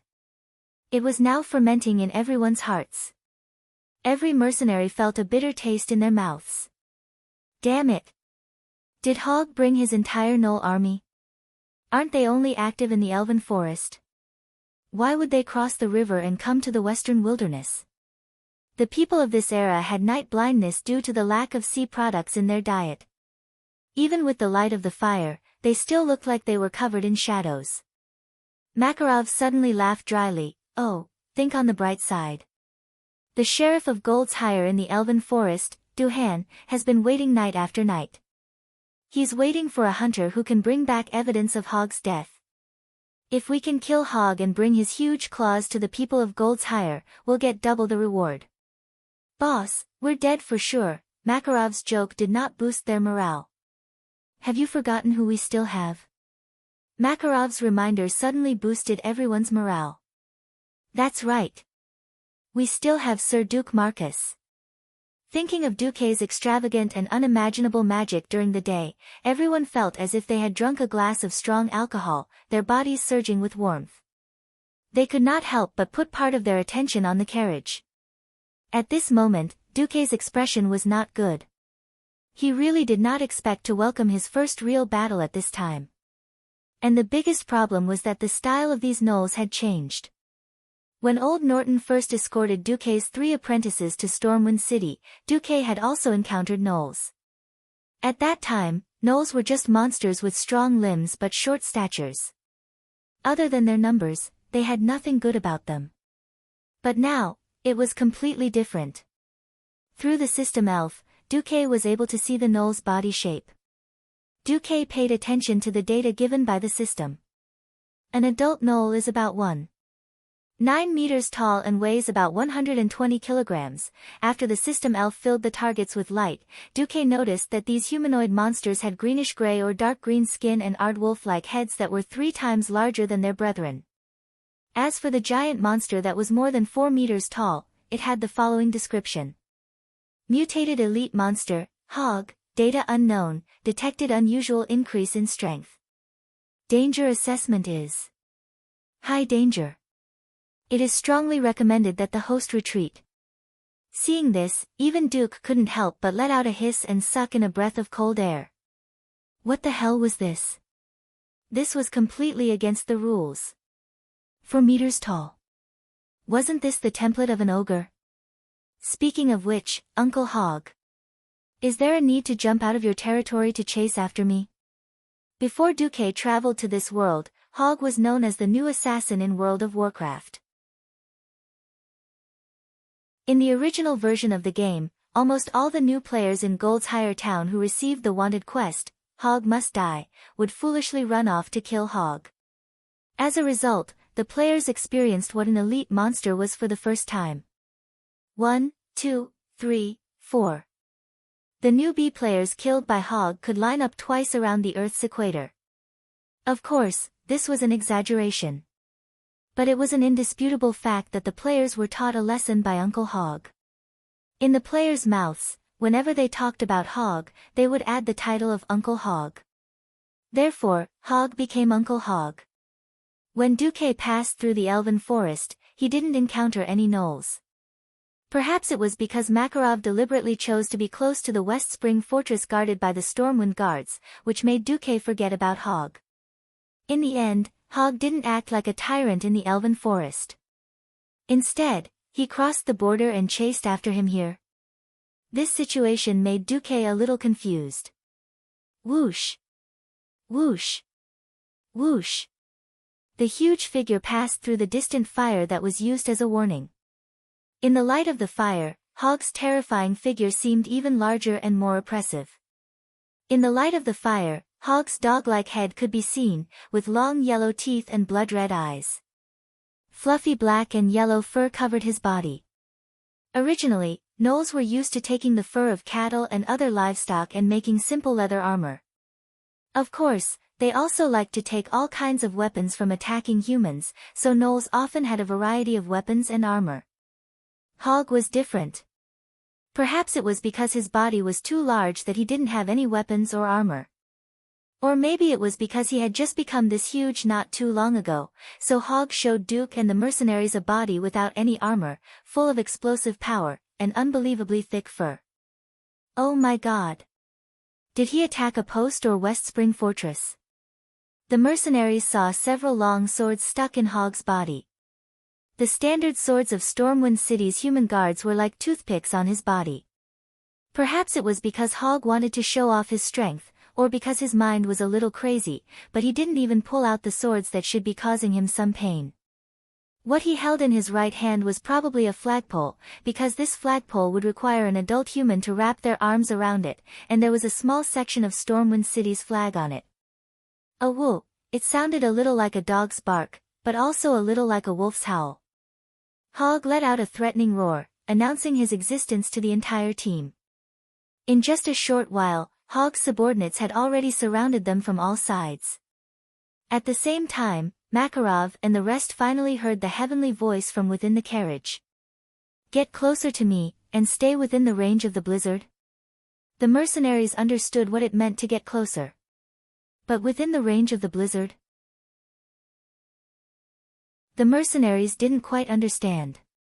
In the next second, when the roaring gnolls charged forward with all kinds of weapons, and they could even smell their foul breath, the mercenaries understood.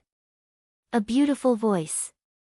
The essence of a voice shouldn't be beautiful.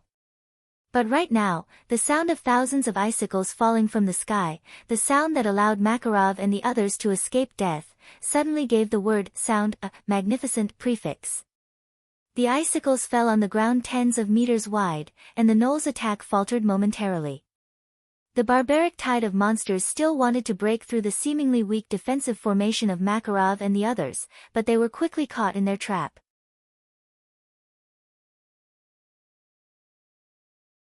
Chapter 38.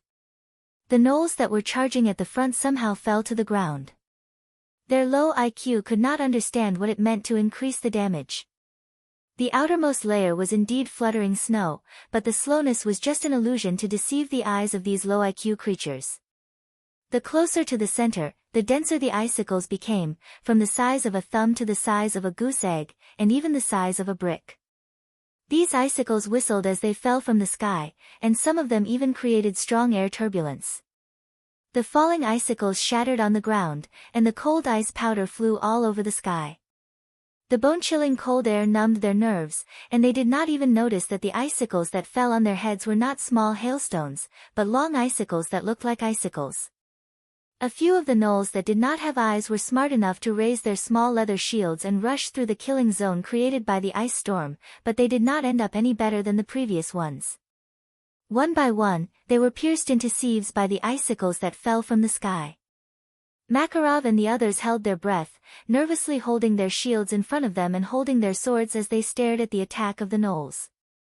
What they saw was the gnolls charging at them under Hog's command, and then they fell, and again, and again. It was as if the gnolls that were charging at them were not terrifying monsters that could kill them, but fat pigs that were sent to the slaughterhouse. Everyone watched as the ice storm surrounded them in a ring shape. It did not affect them at all, but according to the intensity of the attack of the gnolls, the icicles became denser and thinner. It was as if the person in the carriage would run out of mana at any time, as if this exaggerated offensive-defensive circle would collapse at any time, but that did not happen. Every time the density of the icicles decreased, as if they could not kill even one more gnoll, their mana seemed to be magically replenished, and the density of the icicles immediately returned to its original state. Under Hog's angry roar, the gnolls tried to retreat many times, and they braced themselves to attack Makarov and the others again, but without exception, they became frozen corpses in the ice storm. From the beginning to the end, everyone could not help but feel a little numb. It was as if the people that were charging at this defensive circle were not the subordinates of the nightmare of the elven forest, but a group of sheep abandoned by the shepherds to endure the snowstorm. Someone muttered about how much bounty they could get from so many gnolls' claws. Makarov's son's mood was even more youthful as he extended his sword to test the might of the ice storm that was just inches away from him. No, Makarov's expression changed. He could almost imagine his son turning into an ice sculpture like those stupid gnolls. After all, in his eyes, even those sky wizards who had been famous for many years, or even morning star wizards, did not have such fine control abilities. Unexpectedly, with a stretch of his sword, the encirclement of the ice tempest actually bulged outwards. Hey! Before he could be proud of himself, his father suddenly pulled him back. Dad, I'm fine. The young man's eyes widened in disbelief. If his father hadn't pulled him back, he would have been a corpse by now. It was just a distance of a few fingers, but the blade of a super-huge axe made of flagpole tied to stones almost brushed past his face.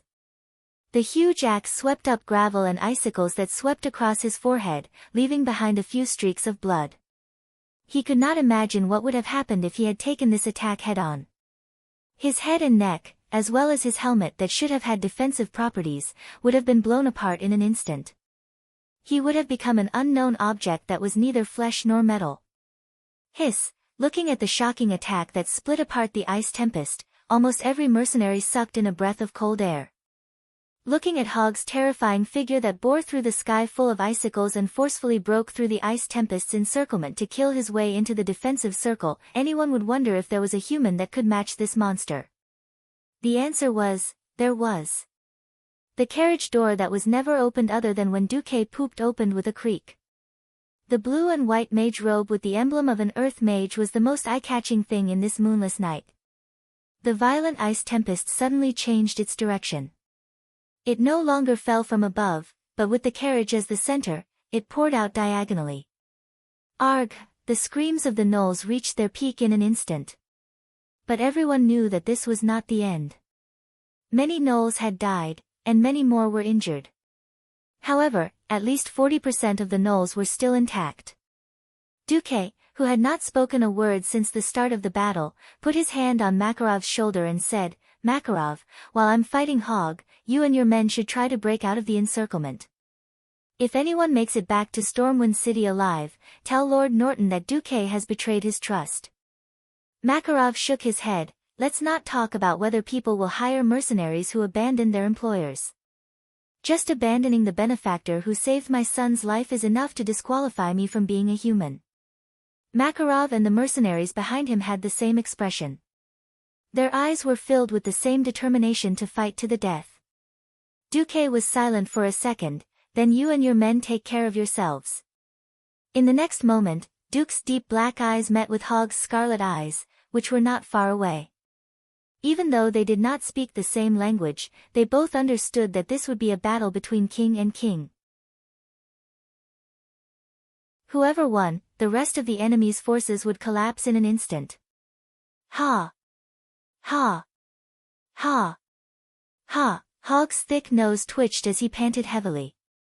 The thirst for blood stimulated his senses. An arm that was even thicker than Dooku's waist suddenly burst out, and the explosive muscle strength was revealed in an instant. Hog easily lifted the nearly 6-meter-long self-made axe onto his shoulder. In an instant, his domineering aura overflowed. Dooku stood up proudly. At this time, the gnolls who had been defeated rushed up again. The gnolls had two tactics: scatter, or swarm. What would happen to Makarov and the rest? This was not something that Dooku could take care of. He focused all his attention on Hog.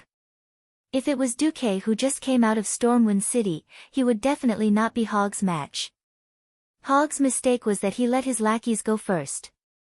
Dooku did not know that experience points existed in the world of Azeroth. It was a little inappropriate to call it experience points, because the system notification clearly stated, "Congratulations," because the host used the compound spell, Ice Storm, composed of Darsong's Cold Prison, and Blizzard, to kill the gnoll. You have refined 110 soul force from the gnoll's body.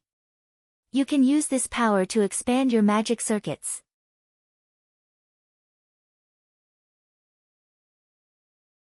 Chapter 39. As a veteran player, as a university student who could not tell the difference between a game and life after transmigrating to a different world, Dooku automatically thought of it as the experience points needed to level up. In terms of practical effects, there were similar places. You used 2,500 points of soul power to open up the third magic circuit. Your intelligence value increased by 5 points, your mana value increased by 50 points, and your spell strength increased by an unknown amount. Killing and arson had been a shortcut to getting rich since ancient times. Gnolls were also people, and Dooku did not hesitate to use the soul power brought by these gnolls to jump from a level 1 Earth Mage to a level 4 Mage in one breath. How strong was a level 4 Mage? Dooku did not know. Instinctively, he felt that his mana pool was still a small bucket that would stop after 8 or 10 frost arrows. He had imagined countless times that Uncle Hog would first give away all his minions as experience points, then laugh 3 times and say, "Since you can kill all my minions, you are indeed qualified to fight with me." Finally, he would be taught a lesson by the upgraded Dooku with a big fireball. Unfortunately, Hog's reckless and impulsive personality ruined Dooku's dream. Hog, this guy, actually went straight up with the frost storm. Didn't they say that the boss would appear at the end? It was not scientific. Well, whether it was scientific or not, it was meaningless. Staring at the matchstick-like human mage that he hated the most in the convoy, Hog rushed over. Fast. So fast. Although Hog was huge, his speed did not slow down at all. On the contrary, under Hog's muscular hind legs that could almost be described as majestic, its enormous body suddenly became as forceful as a bullet train speeding at high speed. The hill-like figure rapidly enlarged in Dooku's field of vision. Calm and composed, flame burst, this continuous skill that Dooku had used almost every time since he transmigrated, this time, it failed. Completely without any sense of justice, Hog brandished his giant axe, and with a gorgeous and explosive sweep, he actually, split Dooku's big fireball horizontally in half. After the core of the fireball was destroyed, the rest of the fireball turned into flames that struggled on their deathbed. They twitched twice in the night sky before disappearing. Holy sh**t. Dooku gaped at the unscientific scene in front of him. Then, death came. Hog, who was closing in at high speed, didn't even wave his stone axe, which was full of destructive power. He only gave Dooku a contemptuous glance, and then kicked Dooku's chest. Puff, an extremely muffled sound came from Dooku's chest. In the next second, Duke was sent flying like a bag of trash. His blue and white robes drew a beautiful arc in the night sky as he fell not far from Makarov, who was still fighting fiercely in the middle of the battlefield. This scene shocked everyone in the mercenary group. No way. Isn't Sir Marcus the strongest? How did he die? Sir! Sir Marcus! Someone shouted. No, healing potions. Who's going to give me healing potions? It's over. His chest has completely caved in, and his internal organs are probably mud. He's definitely dead. The mercenaries were in a mess. No one had expected that the mysterious and powerful young mage duke, whom they had been getting along with for the past few days, would be killed by Hogg in a single move. But thinking about it, Hogg was the nightmare of the elven forest. If they couldn't deal with him, why would they hope that the stronger Duque could? It turned out that killing the powerful Hogg was just an illusory dream from start to finish. Makarov abandoned his opponent and almost shot forward, picking up Duque, who was already gasping for breath. He remembered how Duque saved his son, and remembered Duque's smile. Makarov roared towards the sky, "Everyone, attack! Avenge Sir Duke Marcus, avenge, avenge!" The roars of the mercenaries resounded. Hogg, who was more than 10 steps away, did not immediately rush forward. His hyena mouth was wide open, and the crisscrossed sharp teeth could be seen under the light of the fire. He was actually laughing. Laughing at the group of weak humans who overestimated themselves, laughing at the struggle of these puny humans. It was not just Hogg, even the surrounding gnolls let out proud barks. Just when the mercenaries thought that Duque was dead, Makarov suddenly realized that the weight in his arms had mysteriously disappeared. Go! Duque, who should have been dead, rushed towards Hogg, a cold blue and white radiance blossoming in his hands. Makarov and the rest were stunned. They had seen Duque's condition earlier, and he was in a state where he was on the verge of death. Duque actually dragged his body like this to buy time for them to evacuate. Unknowingly, the mercenaries' eyes were brimming with tears. This was a heroic scene. They watched as Duque released another frost arrow. Hogg seemed to have been caught off guard by Duque's attack. He did not manage to dodge the frost arrow, and his entire left arm was covered in frost. However, that was all. Hogg let out an angry roar when he regained his senses, and the muscles in his right arm bulged as he swung his axe again. This time, the axe did not hit anything. Duque seemed to have twisted his body at the last moment and avoided the fate of being split in half. Duque was not much better off. When he was sent flying, the mercenaries could even see parts of Duque's arm that had been smashed into smithereens, and the flesh on the surface of his body was scattered everywhere. It was a tragic scene. For these mercenaries who did not know each other just a few days ago, Duque, the future hope of the kingdom, an incomparably noble mage, had actually shed his blood for them. They watched as Duque's figure, which was not tall, fell tragically in the fire. They were furious. Duque! Kill! Kill them mercilessly! Kill these bastards! Charge! Avenge Sir Marcus!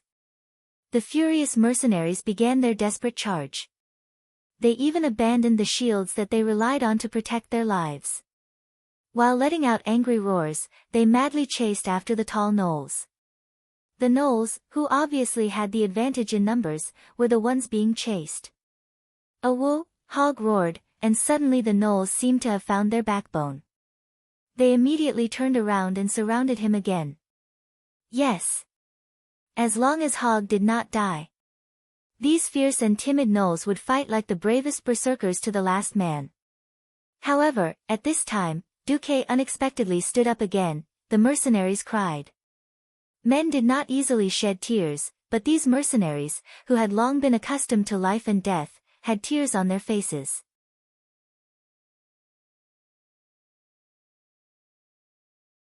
Chapter 40. Are we really worthy of Sir Marcus going this far? They thought, I didn't expect him to have the heart of a warrior despite being a mage. Heaven is on the left, and a warrior is on the right. He is too brave. Too fearless. Surrounded by the swarm of gnolls, Duque only had time to cast a flame burst before falling down. Next, the mercenaries began to feel very strange. Duque stood up again. "Fuck you, Hogg." A flame burst. Duque fell down again. This time, Duque was directly split in two by an axe. Duque stood up again. I will kill all 18 generations of gnolls. Again and again. Under Hog's fierce counterattack, Duque fell down again and stood up again and again, without doing anything, just cursing and throwing fireballs at the huge Hog's face. Even a fool could see that although Hog was brave and tenacious, the flames on Hog's body never extinguished, and instead, they burned bigger and bigger. Hog's injuries were accumulating. His roar was not as loud. His gnoll brothers were not so quick to respond to his orders. Even his movements seemed to be slow. Even if he had lost a lot of his rationality, he realized that he was in a bad situation. Slowly, Duke was able to cast a flame burst, first, followed by an instant flame burst, before finally being slapped to death. All the tears in the mercenaries' glands were drained. They felt as if they had been played by this mysterious young mage, but it seemed that they had not. After all, Duque had told them to run from the beginning. Wasn't Duque fighting with his life to protect these burdens? As a mage with so many life-saving skills, it should not be a problem for him to escape alone, right? Even if Duque fell tragically every time and then rose from the ashes, his performance was enough to become a topic of conversation in the tavern after a meal. But they noticed something strange. The ordinary gnolls had long since dispersed and hid far away, watching in awe as their boss fought with the unkillable Duque. On the other side, Makarov solemnly instructed his men. We won't say a word about what we saw today even if we go to hell. If I'm not wrong, this concerns a very important secret of Lord Duke Marcus. If we are lucky, we will be Sir Marcus retainers for the rest of our lives. Everyone shivered and nodded in unison. Such a strange ability was absolutely unheard of. Was there any lack of people who inadvertently learned the secrets of important figures and were killed? Being able to sell his body and not be killed was already a great thing. On the other side, Hog's life force was about to run out as he continued to accumulate injuries. Magic Beam Cannon. Duque roared out the name of the unknown move. With slow steps, he actually stepped onto the crook of Hog's left arm, which was hanging on the ground, and borrowed the force to step onto Hog's shoulder. Then, in an extremely pretentious manner, he inserted 2 fingers into Hog's eye sockets. Instant cast, Flame Blast, at 0 range.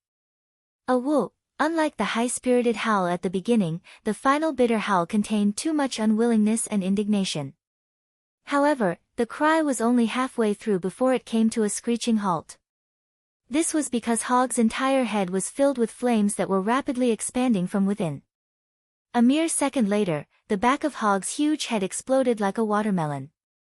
The gnolls watching the battle from afar were frightened and fled in all directions. Standing proudly on the huge chest of Hog's collapsed body, Duque, who was bathed in a rain of blood, didn't have much of a sense of accomplishment.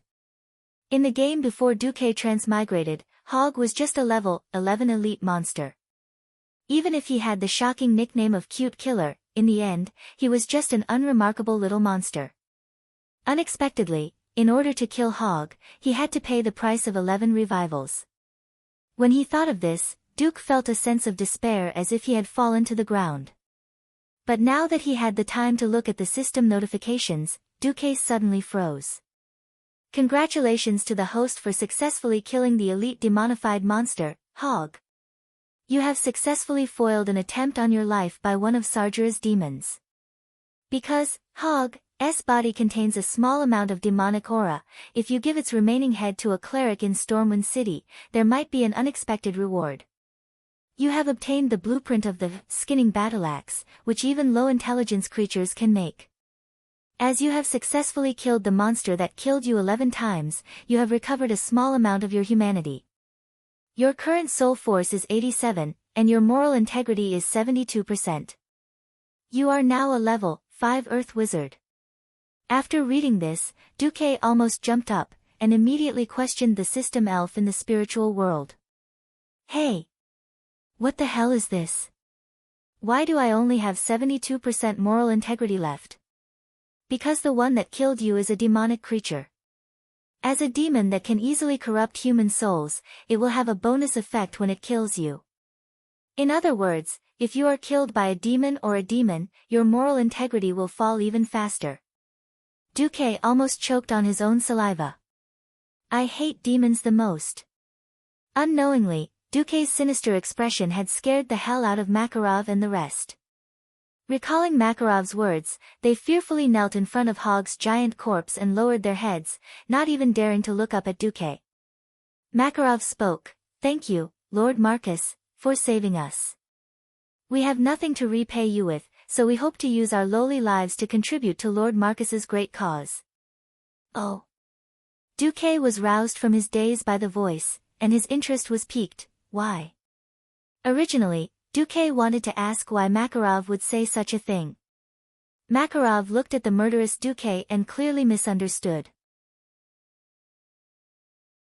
He thought that Duque was asking them why they were spared. We are grateful to Lord Marcus for saving us, but we have seen Lord Marcus's undying secret. We don't want to die yet, so we are willing to serve Lord Marcus for life. Duque was stunned. He did not know why, but he recalled how Aurelia had deceived him the first time they met. Duque suddenly burst into laughter. "Thank you for being willing to serve me." When Duque said this, Makarov and the rest heaved a long sigh of relief, as if they had just walked through the gates of hell. Duque's next words immediately made their hearts jump to their throats.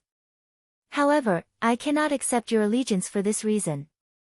Makarov immediately panicked. "Lord Marcus, At this moment, something unexpected happened. Not far from Duque's feet, a gnoll that was still alive suddenly jumped up and ruthlessly chopped at Duque's neck with a rough stone axe. It happened too quickly, and no one had time to react. "Ah!" The mercenaries cried out in shock. At such a close distance, they saw Duque's neck spurt out blood, and then he fell to the ground, dead. Heavens! What did Lord Marcus do? Before they could recover from their shock, Duque's corpse suddenly turned into a faint stream of light and disappeared. There was almost no transition, and Duque stood unscathed less than 2 steps away from the corpse. "Damn you! A mere gnoll actually dared to sneak attack me. It was fine if he died in Hogg's hands, but he was actually killed by an ordinary gnoll. This was really humiliating."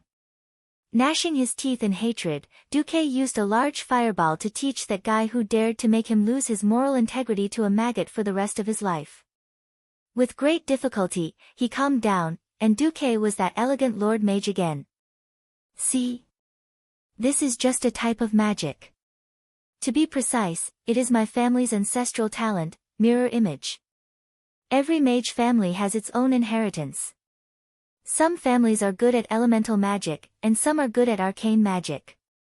I am just the inheritor of a declining mage family. This is not some shocking secret that needs to be kept secret. Of course, this is also one of my trump cards, and I do not want you to spread it around." Duque's performance made the mercenaries dumbfounded, but with such an explanation, every mercenary felt at ease.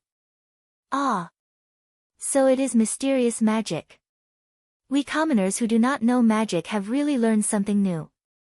Looking at their happy faces, Duque's heart ached.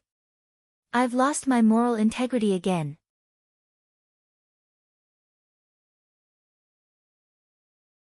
Chapter 41.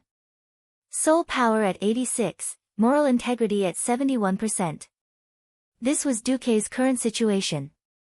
Duque had no choice but to accept reality. What was bitter was that he had to die one more time to prevent his greatest magic weapon from being seen through so early. He didn't feel it after dying 11 times in a row, but now that he had calmed down, he realized that death was such a painful thing. What was worse was that he had to die one more time for showing off without reason. Duque cursed in his heart, "Shit on Sargeras, oh, no, Sargeras, it's all your fault, you bastard. Regardless of whether you did it or not, it's all on your head." But what made Duque the most uncertain were the records in the system. Because you have died 3 times in a row in a short period of time, you have triggered the negative soul status, wrath, of the 7 sins. After reviving, your spell power will increase by 20%, your attack speed will increase by 30%, your evasion rate will decrease to 0, your defense will decrease by 30%, your willpower will increase by 200%, and you will be immune to most mental spells and special effects. After a bunch of messy messages, an even more eye-catching bright red notification appeared. Because you have been killed 10 times in a row by the elite demonified monster, Null Leader, Hog, you have triggered the crazy special effect, Deathmatch Cage. You have lost your sense of self, and automatically set, Hog, as the enemy you must kill. Before you completely kill Hog, you will continue to revive crazily and attack Hog with everything you can. Deathmatch Cage, after this special effect is triggered, every time you revive, your maximum HP and mana will temporarily decrease by 10%. Every time you revive, your spell power will increase by 10%, and your attack speed will increase by 10%. This special effect will continue until you kill the target, or until you completely lose your humanity. After reading these messages, Duque was completely speechless. It seemed like dying consecutively would turn him into a berserker, but this was something even crazier than a gambler who had lost everything, a gambler. Either he would turn the tables in one go and kill his opponent, or he would become a ghoul and be completely finished. Of course, Duque did not forget the words 7 deadly sins. Anger, arrogance, jealousy. Just thinking about these characteristics made him feel like he was a demon king. If it wasn't for the fact that there weren't any normal girls in the Scourge army, which was made up entirely of immortals, and that if he joined the Scourge army, his attractiveness would plummet even further. Duque really wanted to join the Scourge army and take over the position of Filthy Demon King. Currently, the system elf was unable to determine just how strong the demonized Hog was. However, according to the original game's evaluation, Hog was at most an elite monster in the novice area. How strong could he be after demonization? No matter how strong he was, could he be stronger than those evil dragons, ancient gods, or the boss of the demon army? He suddenly realized that the road ahead was still long. The wind tonight was a little noisy. Duque was thinking about the problem. Unknowingly, the effects of his low moral integrity began to show. Humans were very sensitive creatures. Even though Duque said that it was not a big problem, the faint cold aura after he lost his moral integrity still made Makarov and the others, who were at their most sensitive period, even more anxious. They looked at each other and understood each other's thoughts. It seemed that this secret was quite important to Lord Marcus. Although not the most important, it was still quite important. At this moment, they already had their own assessment of the extent of the secret of Duque's ancestral, mirror image doppelganger. After a big battle, it was natural to clean up the battlefield. This kind of heavy work was naturally not done by Duque. Continuous resurrections would also bring about abnormal fatigue. Not only his body, but also his soul. Due to the loss of his soul, Duque was a little sickly. Duque went to bed early. The next morning, when the first light of dawn appeared, the tragic battlefield last night had basically been cleaned up. A large number of gnolls killed by the ice storm had thawed, and there was no time to bury the bodies of these large gnolls. When they completely thawed, they would become vultures' food. Makarov respectfully came to the carriage and reported, "Stormwind has a unified bounty for gnolls. A pair of adult gnoll's claws is 10 silver coins, but such a large gnoll's bounty is estimated to be even higher. The most important thing is Hog's claws. Apart from Stormwind City, at least 5 towns in the Elven Forest have set up independent bounties for him. May I ask, Lord Marcus, how should we deal with it?" Duque's eyes turned a little coldly. "How do you think we should deal with it?" Being swept by Duque's slightly sharp gaze, Makarov thought that Duque was testing him and immediately answered the answer he had been pondering for a long time. "If Lord Marcus is at ease, I will leave my son here and bring 2 people with me to transport Hog's head and claws back to Stormwind City. I can guarantee that within a week, Lord Marcus's reputation for killing Hog will spread through half of Stormwind." Leaving his son was equivalent to handing over the hostage. But Duque did not care at all. He was thinking about something else. last time he obtained Northshire Abbey's reputation, it seemed that he had recovered a point of moral integrity. Now that he killed Hog, and it was a demonized hog at that, how much reputation would he gain? Forget it, if he could recover a point, then so be it. No matter how small a mosquito was, it was still meat. Makarov, how about this? I don't need your mercenary band to protect me from now on. I have something more important to entrust to you. Please speak. Makarov was excited. A few days ago, an outpost should have been attacked by Hogg and his men. So not only do you need to publicize my achievements, but I also want you to give half of the bounty to the injured and the widows of the victims as compensation. Makarov immediately understood and asked, what happens after everything is done? We all owe you our lives, Lord Marcus. We will be happy to serve you. Duque thought for a moment. His plan did indeed require someone to run errands. Then after everything is done, come to Moon Creek Town and wait for me.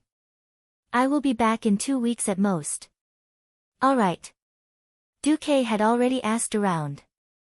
The current Moon Creek Town was not the desolate town that was controlled by the Defias Brotherhood and was filled with bandits and bandits. As a pioneer town at the borders of Stormwind, there were more than 1,000 residents and a lord. The Baron had formed a militia of 100 men as a necessary military force. Perhaps this was the predecessor of the Western Wilderness People's Army in the future. Duque's target was not there. Instead, he set his sights on the northern coastline of the Western Wilderness.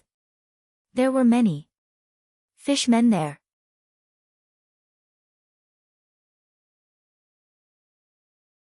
Chapter 42. Murlocs were the most common and annoying monsters in the world of Azeroth. They could be seen in almost all tidal flats and wide lakes. They had slippery skin, smart eyes that were bigger than your fist, and dorsal fins that were extremely stylish. Their bright colors and roguish style were their trademark. Murlocs on their own were absolutely useless, and the following would often happen in a one-on-one fight. Caw! The Murlocs squawked, and started fighting without saying a word. Caw! They felt a little pain, and immediately turned and ran. Chase them. These monsters with strong limbs and a fish head and body could run fast, and they could swim. Run home as soon as you started chasing. Caw, caw, caw, caw. In no time, a large group of Murlocs would run towards you, and teach you a lesson. If you beat them all away with your arrogance, then the result would be that more mere people would join in the pursuit of you. This chain reaction that could easily explode caused Duque to suffer greatly back then. So why did Duque want to find Murlocs? Firstly, Murlocs were the vassals of some powerful deep-sea creature that was still in slumber or waiting. It could be said that Murlocs were used to being enslaved. Secondly, Murlocs were not as stupid as many people thought they were. Part of the evidence showed that their steady and gradual occupation of land was in fact highly coordinated and organized. However, whether this plan was in line with the Murlocs' own wishes and interests was unknown. Most importantly, that day in Elven Forest, after giving the corpse of a poor thief from the Brando family to the Murlocs as supper, Duque suddenly discovered a strange language in the system notification, Murloc. The amazing system actually directly deciphered the relatively simple Murloc language.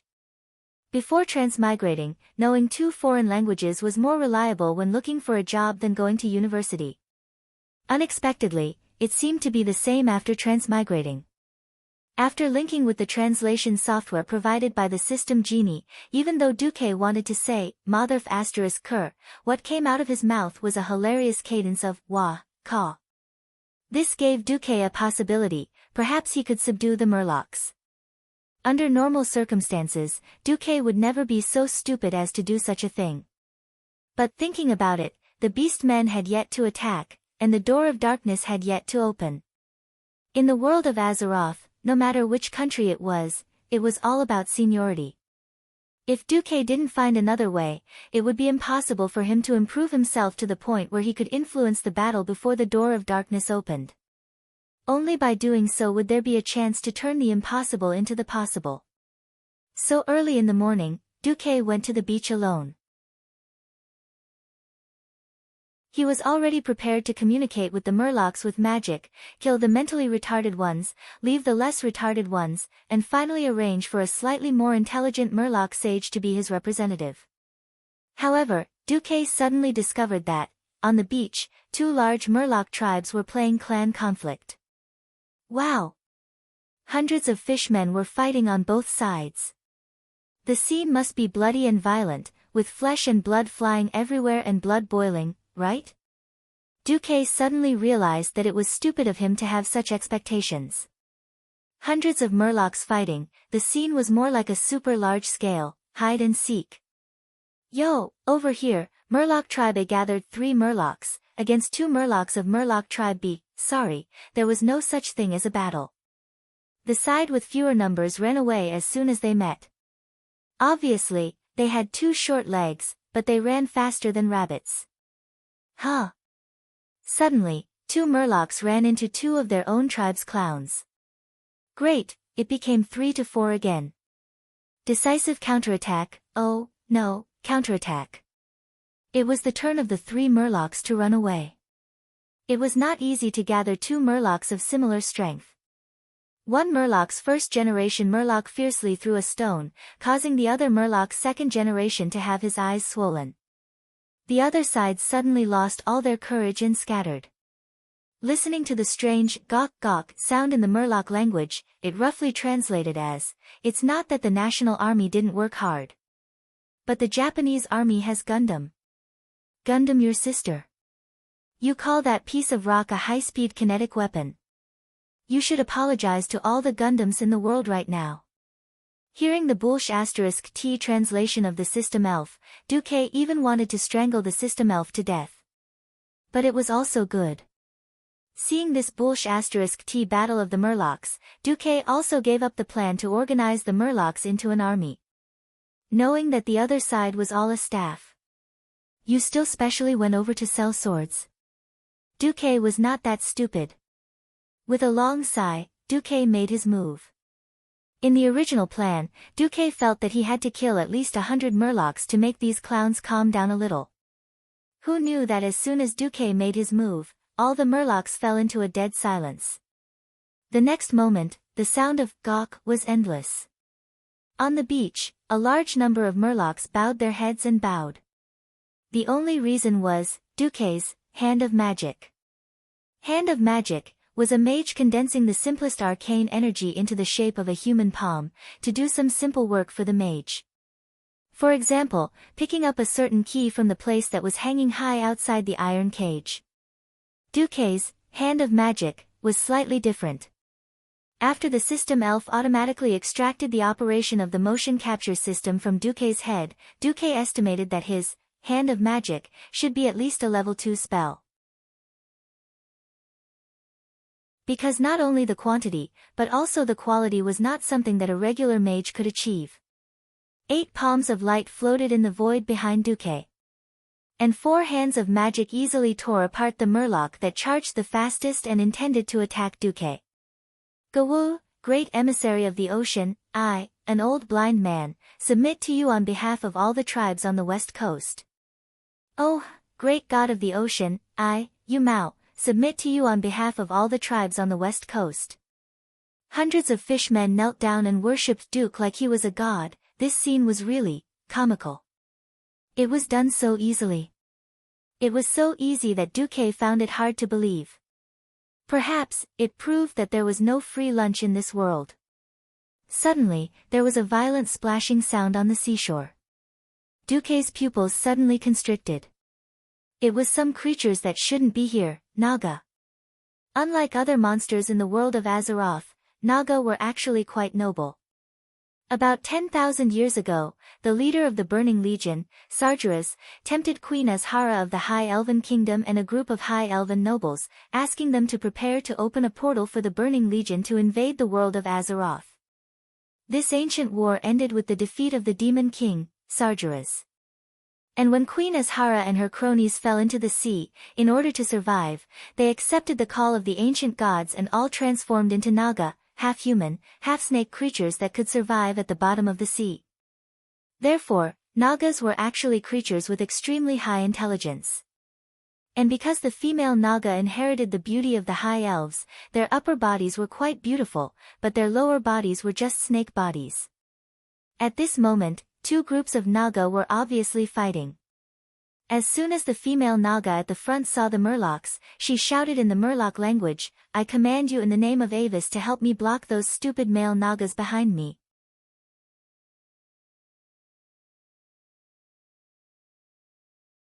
Chapter 43. What the hell was Avis? Duque didn't know.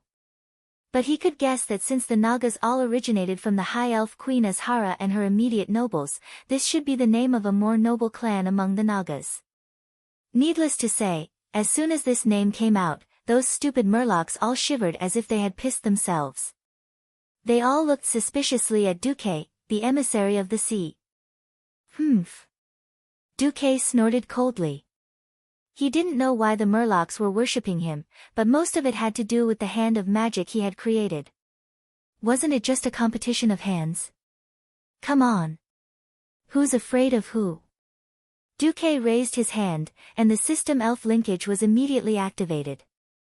Although Hand of Magic was a level 2 spell after being strengthened, the energy consumption and requirements of this spell were all mediocre level 0 spells. There was no burden at all. In the blink of an eye, 108 hands of magic that were flashing with blue arcane radiance floated in the air neatly in the mysterious formation of wings. His aura was definitely top-notch. The only thing that made Duque dumbfounded was the gestures of these hands of magic. Why the hell were they all raising their middle fingers? What was a forest of middle fingers? This was a forest of middle fingers. The shining middle fingers exuded supreme disdain and contempt. Hey! What's going on? Why are they all middle fingers? Duque roared at the system elf in his heart. This is the gesture I detected the most from the host, and I accidentally automatically set this as the starting gesture for Hand of Magic. Change it. Change it all. From now on, ordinary palms will do. As you will. Fortunately, the international gestures didn't seem to work here. Neither the Murlocs nor the Nagas understood it.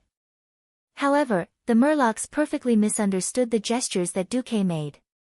After being the servants of high-level aquatic creatures for more than 10,000 years, the merfolk didn't remember many things. However, there was one type of hand gesture that they had to remember. The direction that the leader always used his finger to point in, that could only mean one thing: you scum, attack. Gagagagalalo, this sea god has more hands, he's the real one. Kill the low-level imposter. A 6-armed Naga is more awesome than a 4-armed Naga, and an 8-armed Naga is more awesome than a 6-armed Naga. In any case, in the simple minds of the fishmen, whoever had more hands was the boss. Duque had 108 hands on his side. Duque was definitely a genuine ancient sea god. Regardless of whether Duque believed it or not, the fishmen believed it. Duque's hundreds of magicians' hands seemed to have injected a kind of power into the hearts of these somewhat stupid creatures. That power was called confidence. During the era when the sea creatures were at their strongest, they dominated the entire Azeroth. The sea creatures with multiple arms were like flags on the battlefield. Wherever they were, they represented the will of the sea, absolutely invincible. Contrary to the hide-and-seek battle, just now, the Murlocs were 100 times more courageous. They turned around and charged towards the Nagas like a swarm of bees. The Murlocs were not a pure melee race. Not only were they holding simple spears and other weapons, but there were also many Murloc wise men whose hands emitted the light of magic. The unscientific fact that the Murlocs could use frost arrow magic was also perfectly reflected in the world of Azeroth. Compared to the Murlocs, the Nagas were definitely strong, but they were not strong enough to ignore the number of Murlocs. The leading female Naga's face turned pale. Completely unable to ignore these crazy Murlocs, the female Naga named Avis finally squeezed out a word from her mouth: go. With the ocean behind them, they did not dare to turn back. They could only risk rushing to the mouth of a small river on the left of Duque, attempting to enter the inner part of the western wilderness to take refuge. A smile appeared on the corner of Duke's mouth. He did not stop this group of Nagas. Instead, the finger of the magician's hand did not change, pointing to the group of Nagas behind them. The Murlocs fought with the Nagas behind them. Even if they did not collapse, they would still be food for the Murlocs. Many male Nagas wielding huge tridents danced the weapons in their hands like wind and fire wheels. Every strike could split at least one Murloc in half. But the Murloc's fearlessness shocked them. Once upon a time, as long as one of the Murlocs was lightly stabbed, the rest would die and run away screaming. But now, although fear and panic could still be seen in their eyes, it could clearly be felt that they were dominated by a darker fear and a stronger will. All of this obviously originated from the human on the beach with many palms of light floating around him. How dare you? A mere human dares to command our Naga servants to attack us. The largest Naga leader was furious. Completely ignoring the frost arrow of the Murloc wise man, he suddenly waved his trident and swept it 3 times in a row, dyeing the surrounding sea red with the blood and internal organs of the Murlocs. He fiercely swung his long, snake-like tail, breaking open a clear white wave mark from far to near on the rippling blue sea surface. In just 20 seconds, he killed through the entire line of Murlocs, killed his way to the shore, and rushed to within 10 steps in front of Duke. Insignificant human. Pay the price for blaspheming the god of the sea, the price is your life. Duke was actually very weak at sea battles. If it was swimming, he was a piece of trash who could swim 50 meters in the pool by himself, and any further would be like playing with weights. Why did he sink into the water? But the Nagas on the shore. Ha! The male Naga who was so mighty just now, with a, "There are tens of thousands more like me," look, suddenly panicked. He felt the water around him evaporating at a high speed. Dasong's scorching furnace, activated. Almost in an instant, the originally hot and humid beach under his feet turned into a dry and blazing desert of death. The scorching hot sand stimulated his snake abdomen, which did not have much protection. The sudden increase in temperature made him panic.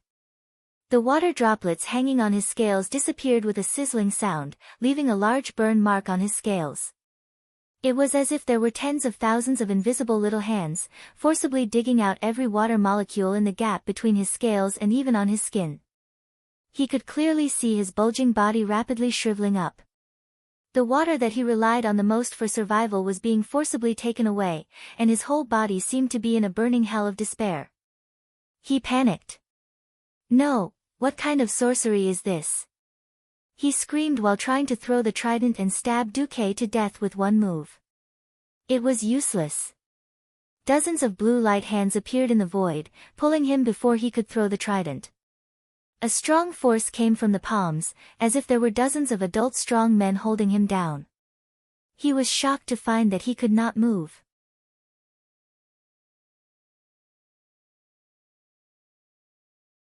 Chapter 44. Under the awe-inspiring gaze of hundreds of Murlocs and Nagas, Duque slowly walked up to the Naga leader, raised his right hand gently, and spoke in the clearest Murloc language.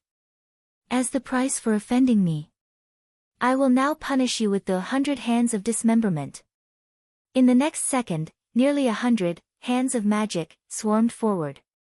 The fingernails of these hands of magic, which were shaped like human palms, suddenly sharpened and lengthened, becoming similar to the claws of demons.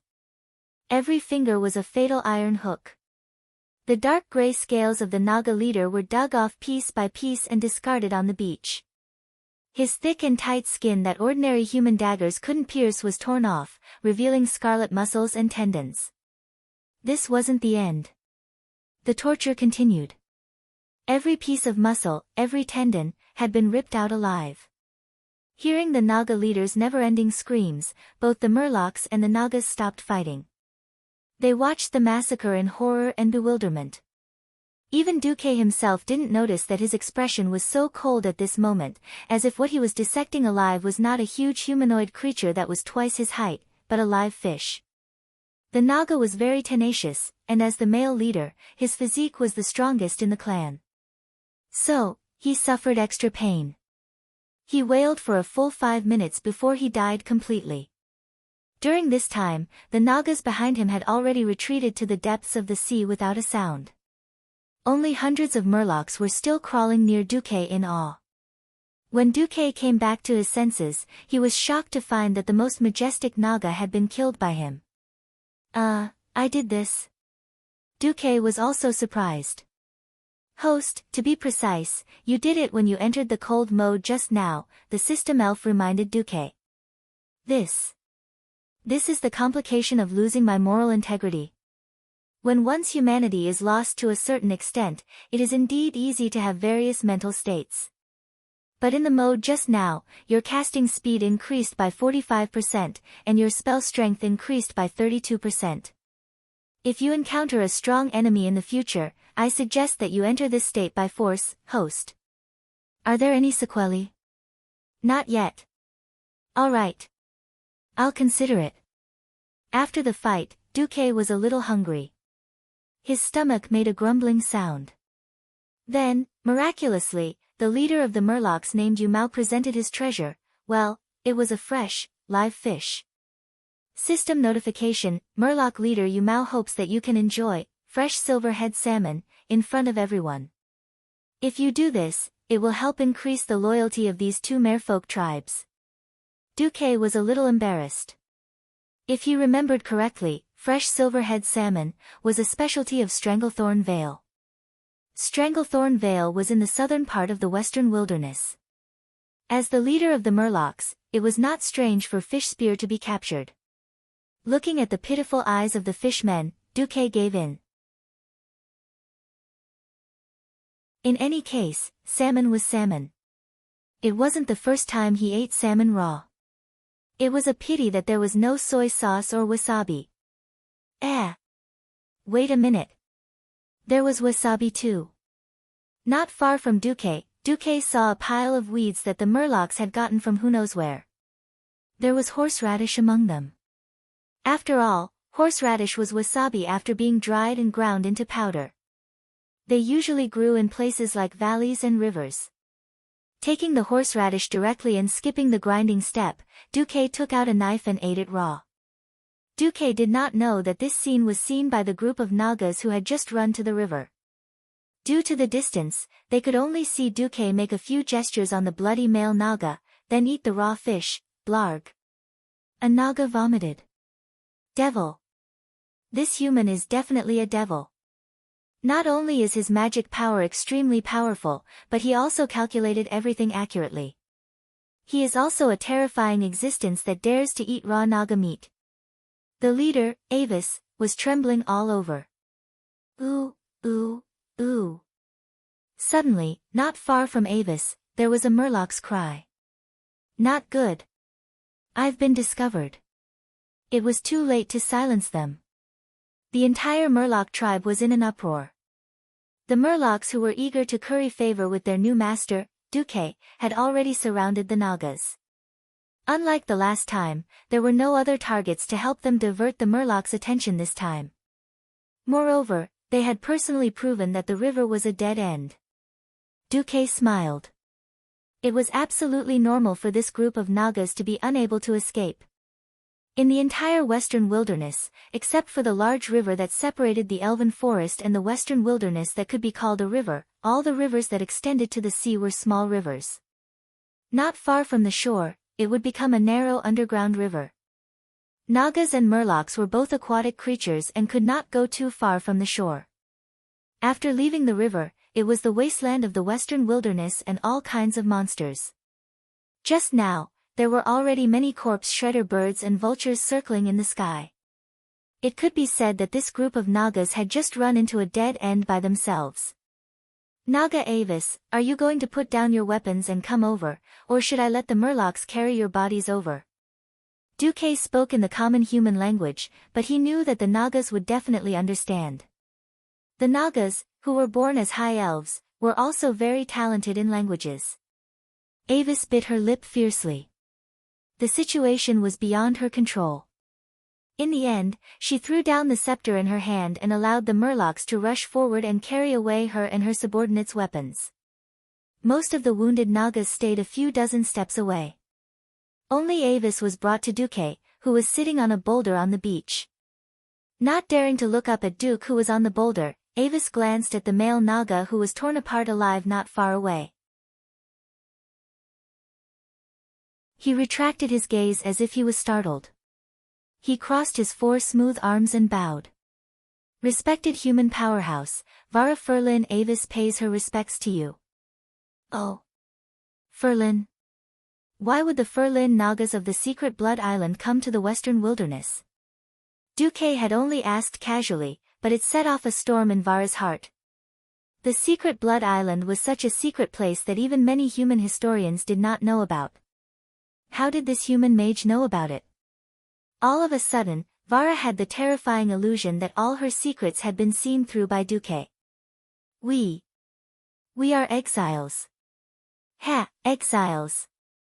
Exiles were the pitiful creatures who had been abandoned by their tribes and could only fend for themselves.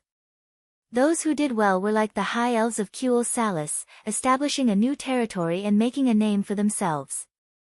Those who did poorly were like Vara in front of him, being hunted down everywhere. "May I know your name, sir, and how will you deal with us?" "Me?" Initially, Duque wanted to say it directly, but on second thought, he was a human, and a little mage with no reputation at all. It did not seem right for him to take in a large number of alien underlings at this time, so he randomly made up a name. "I am the 100-handed death god Huijia. You can call me Lord Hua."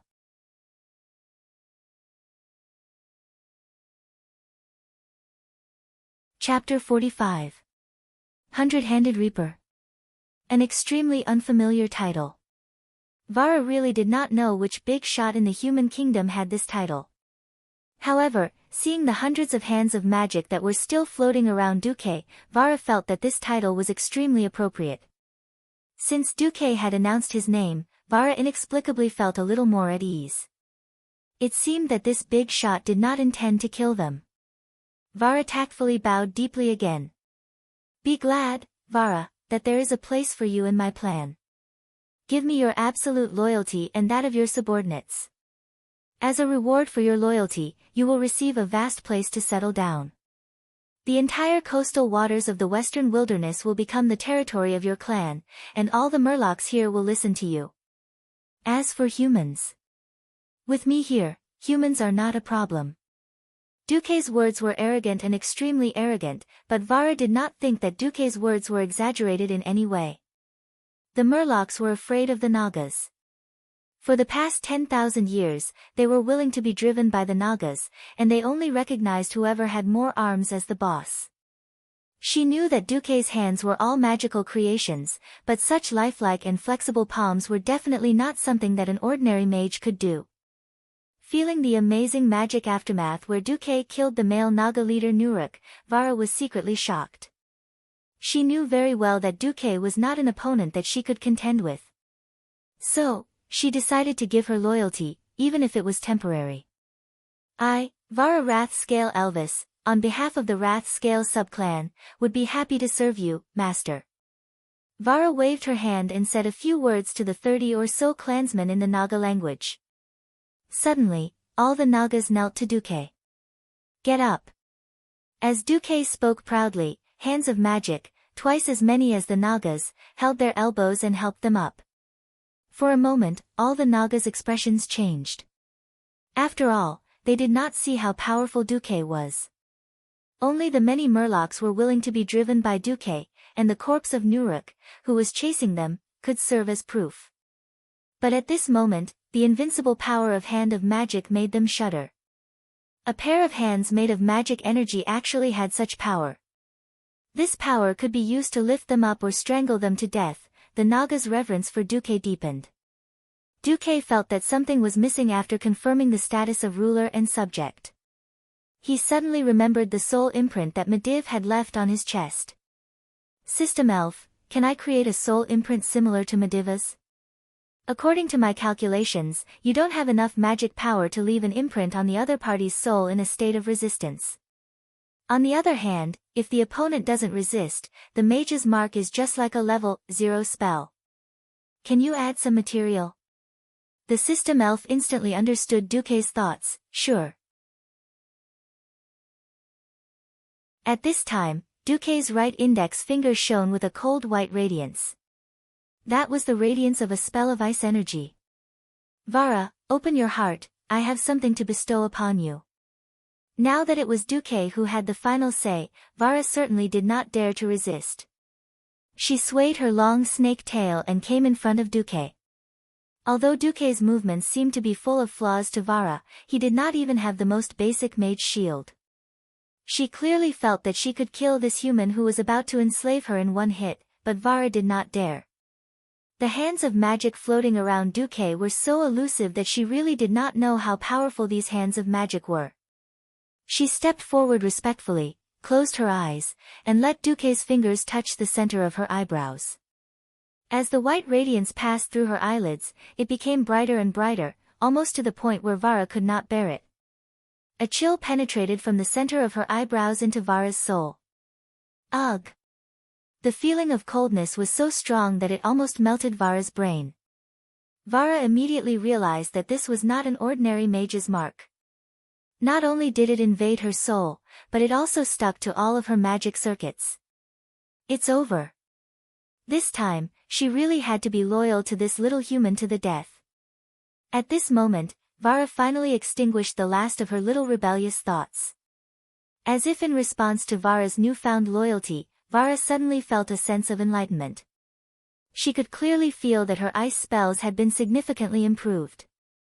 It was not the kind of forced increase in power that would have side effects, but a simplified model of the more perfect use of ice spells, imprinted in her soul.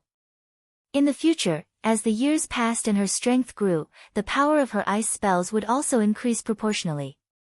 This great power, looking at Duque's young face, Vara could not believe that this was Duque's doing. Duque actually imprinted the metamagic expertise that only he could comprehend on his own to her.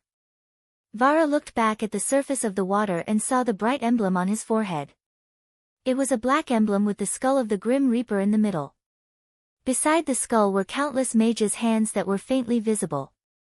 It really was the emblem of the hundred-handed god of death. Vara no longer had any other thoughts and bowed deeply. Master, what instructions do you have next? Which clan's Naga were chasing you just now? That's the Gray-Scale clan from Stranglethorn Vale in the south of the western wilderness, but Master killed their chief warrior. I'm afraid they won't dare to come until we find strong reinforcements. And it will take at least 2 months for Stranglethorn Vale to come here and back, so we shouldn't have to worry about the Gray-Scale clan in the short term. All right then. Raven pointed to the huge one-eyed murloc. In the past month, in addition to settling your clan, you brought Old Blind to bring all the murlocs on the coast of the western wilderness under your command. When the time comes, I will personally show my power to all the leaders of the murlocs. What else? I want pearls. Big and small pearls, the more beautiful the better. You let the Fish Spear clan do that. After a week, I will come here again to collect the goods. Until this moment, Duque finally revealed what he was plotting. Yes. Pearls. The world of Azeroth was not the world where pearls were cultivated before Raven came to this world. Pearls were a rare luxury in the 7 human kingdoms, and even in Kuel Salis of the elves. It was very simple, all the pearls were in the sea, and the sea was the territory of the Murlocs and Naga. Humans could build powerful warships to conquer all targets on the surface of the sea, but they could do nothing to the bottom of the sea. It was not that no human had any ideas on the Naga, but the Naga's nest was usually at the bottom of the sea. Who would be like Duque and wipe out a whole small tribe? Speaking of which, Duque had only planned to deal with the Murlocs before. Hearing Duque's request, Vara secretly sighed. Different races had different values. Pearls were really not a problem for the Naga.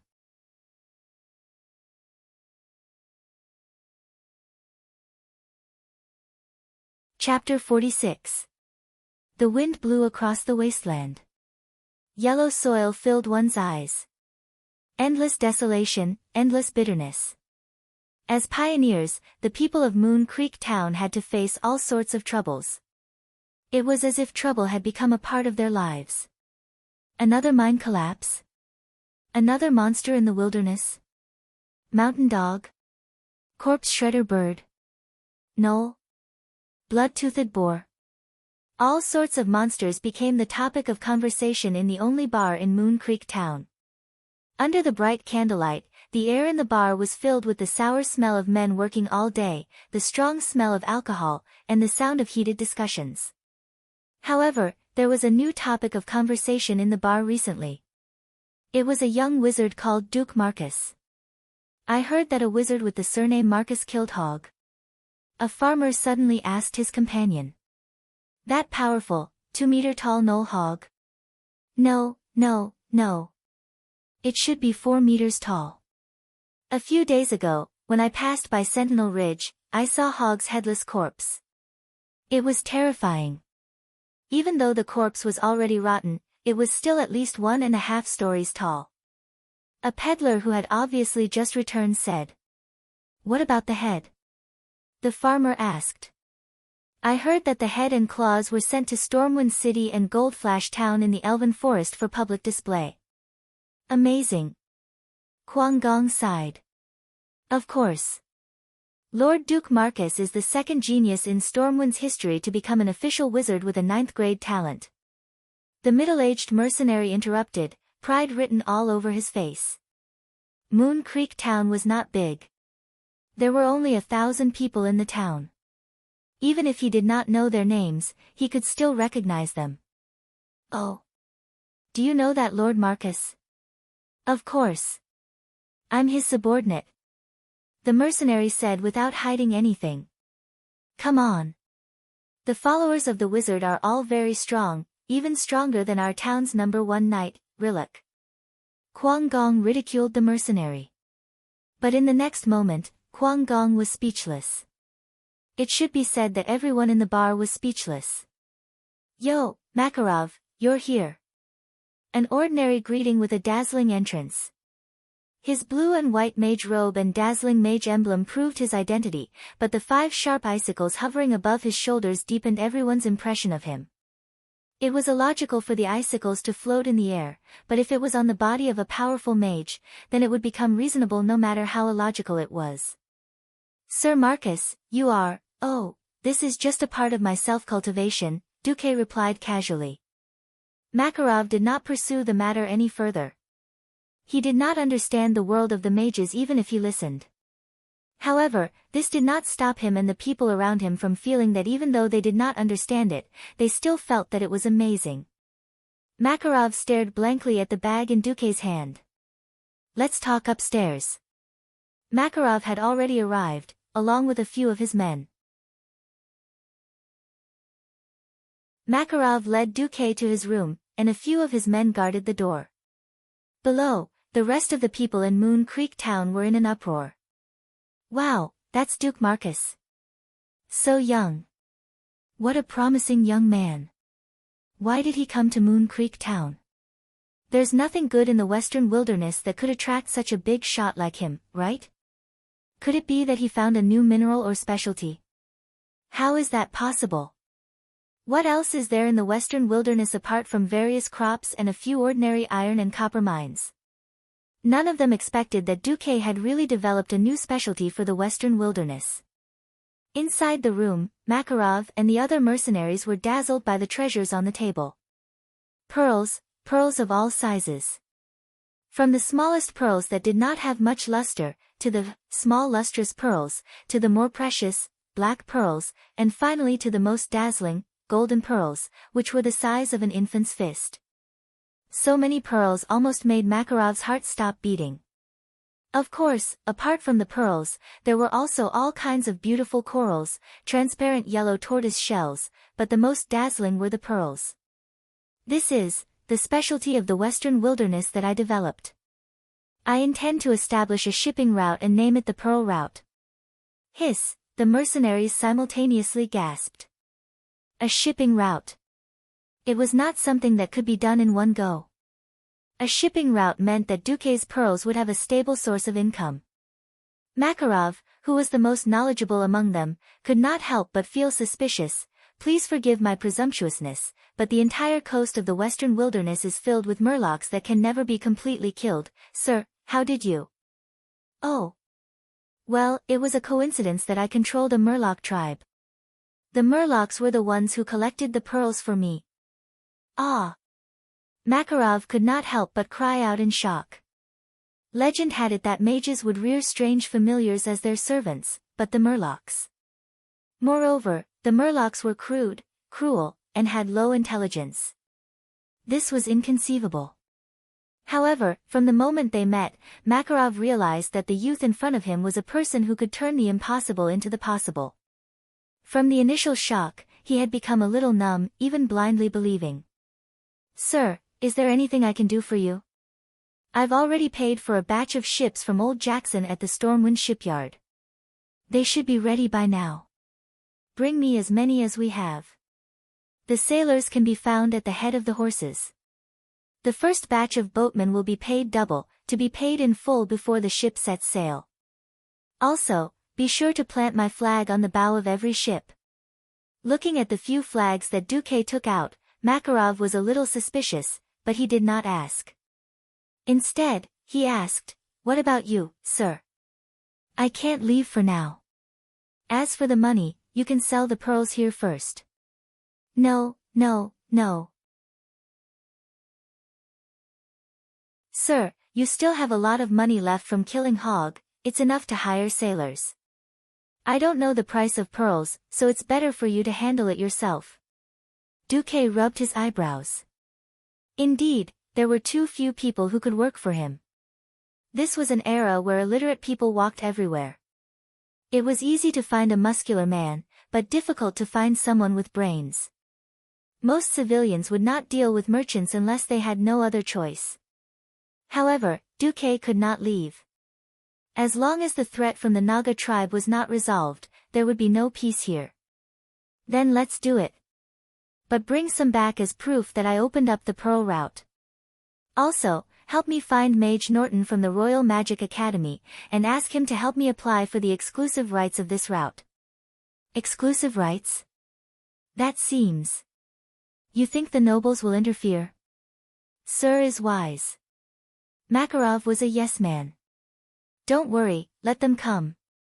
Duque's black eyes flashed with a cruel light.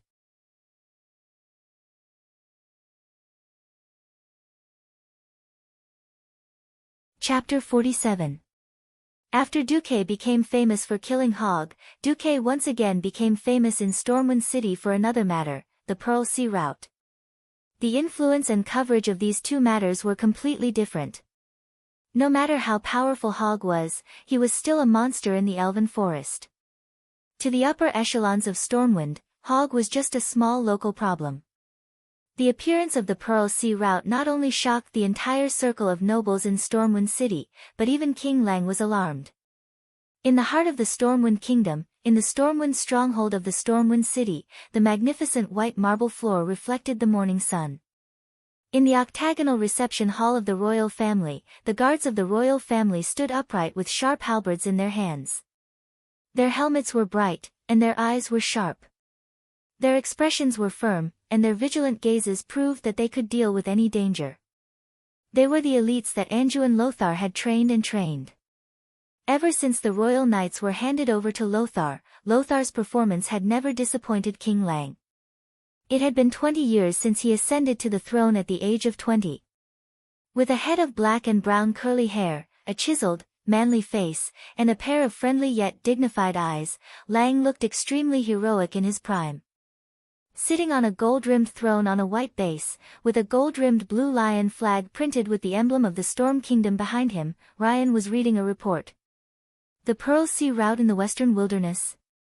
Earth Mage Duke Marcus wants to obtain exclusive rights to this route that he opened up. Valid for 10 years. Anduin, I seem to have heard of this name somewhere. King Lang tilted his head and looked at his good friend, who was also his most loyal and reliable subject.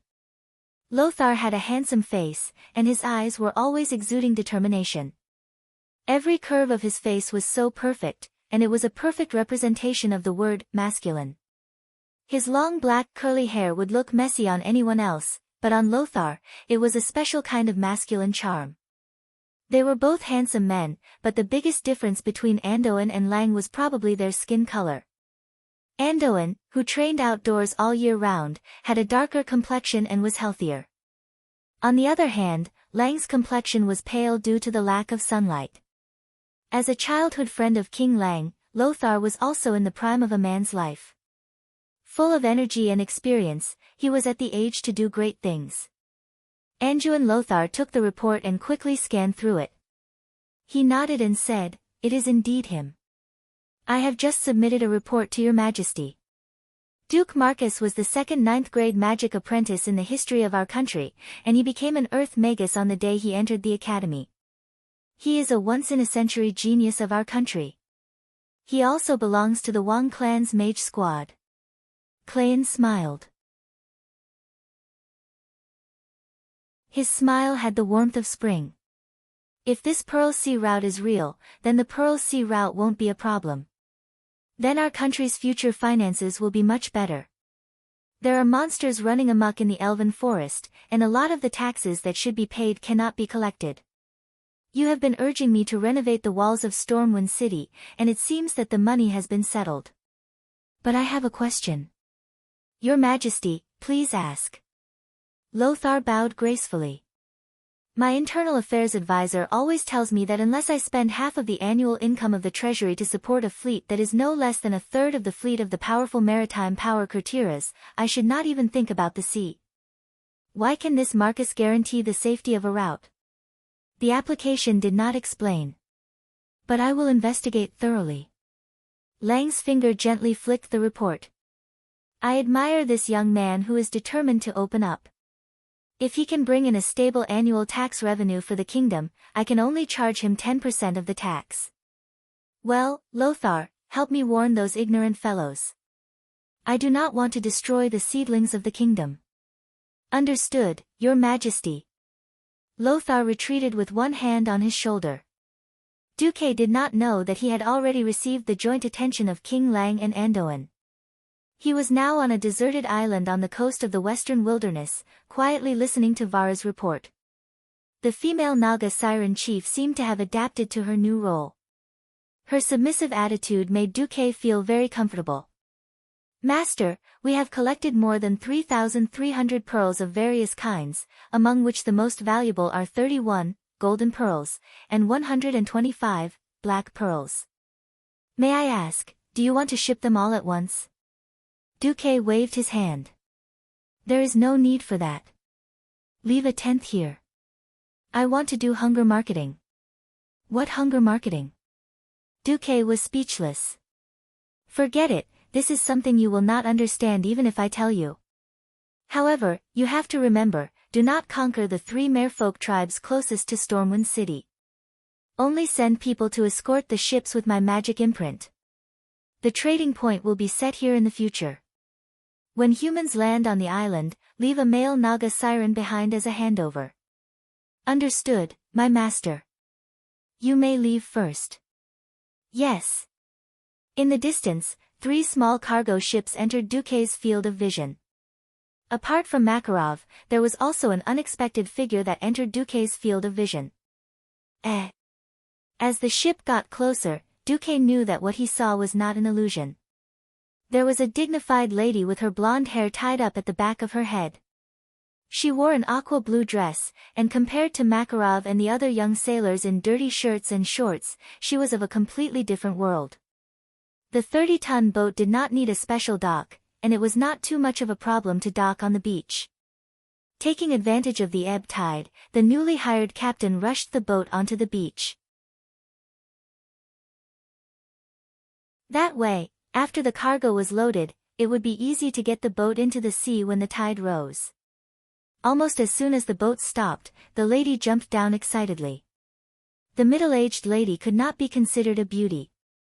Under her relatively flat forehead was a pair of slender eyes, and the tips of her eyebrows were slightly raised.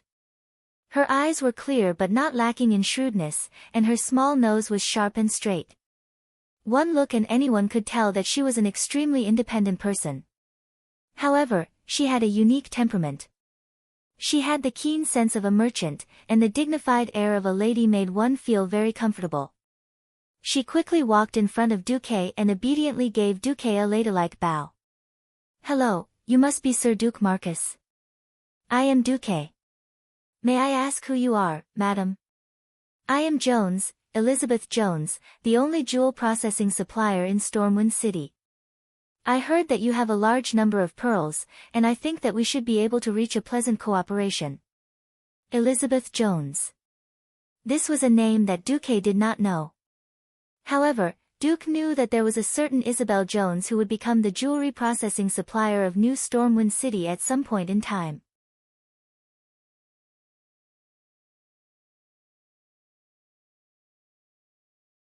Chapter 48. Duque was not flattered by the other party's recommendation. If Duque was said to be a rising star with a promising future when he first became an Earth mage. But now, Duque already had signs of moving from a comet that flashed across the sky to a star. Not having enough money to support Duque's studies in magic was the biggest shackle that restricted Duque's growth. But what if this shackle was removed? Duque could become an immeasurable new force in Stormwind City. His noble identity as a mage allowed him to transcend the aristocratic forces, and his identity as a mage meant that he could not spend too much time on business activities.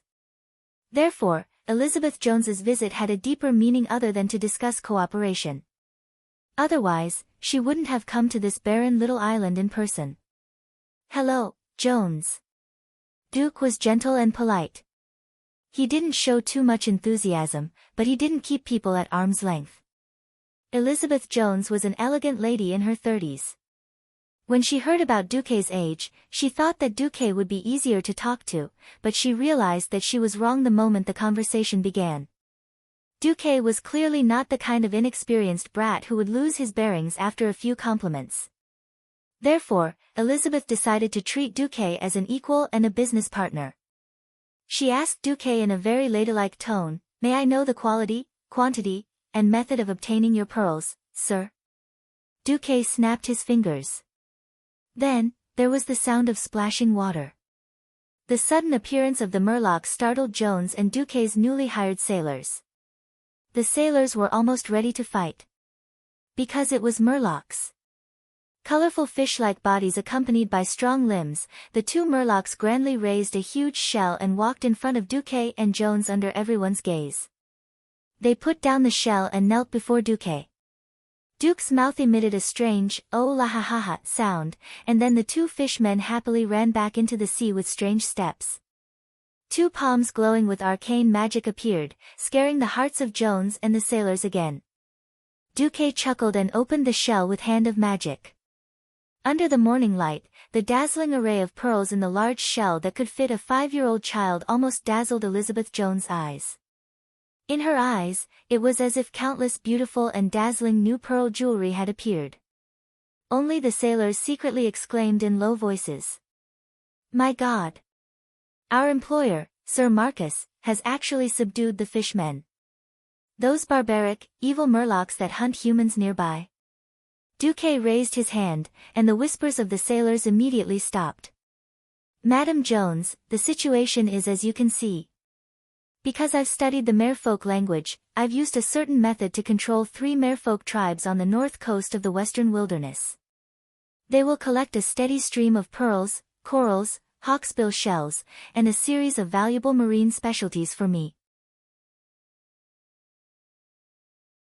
Duque turned his head and smiled at the sailors. "Similarly, a ship with my wizard imprint hanging on the bow is absolutely safe in the sea between Stormwind City's harbor and here.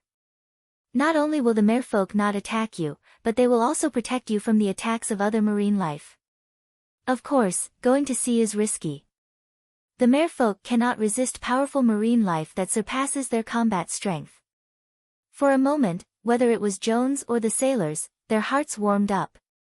As if reluctant to part with them, Jones picked up one pearl after another, examined them over and over, and then smiled. "Then, Sir Marcus, shall we go back to Stormwind City and discuss in detail?" "Very well."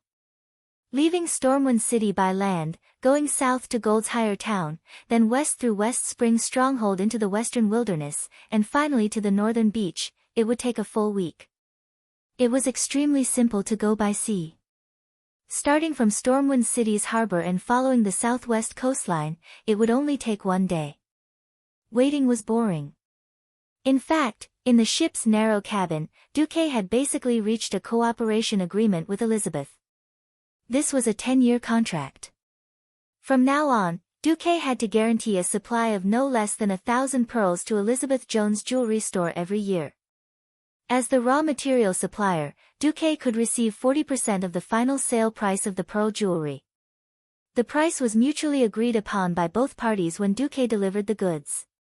When delivering the goods, Duque delivered the goods and received the money at the same time.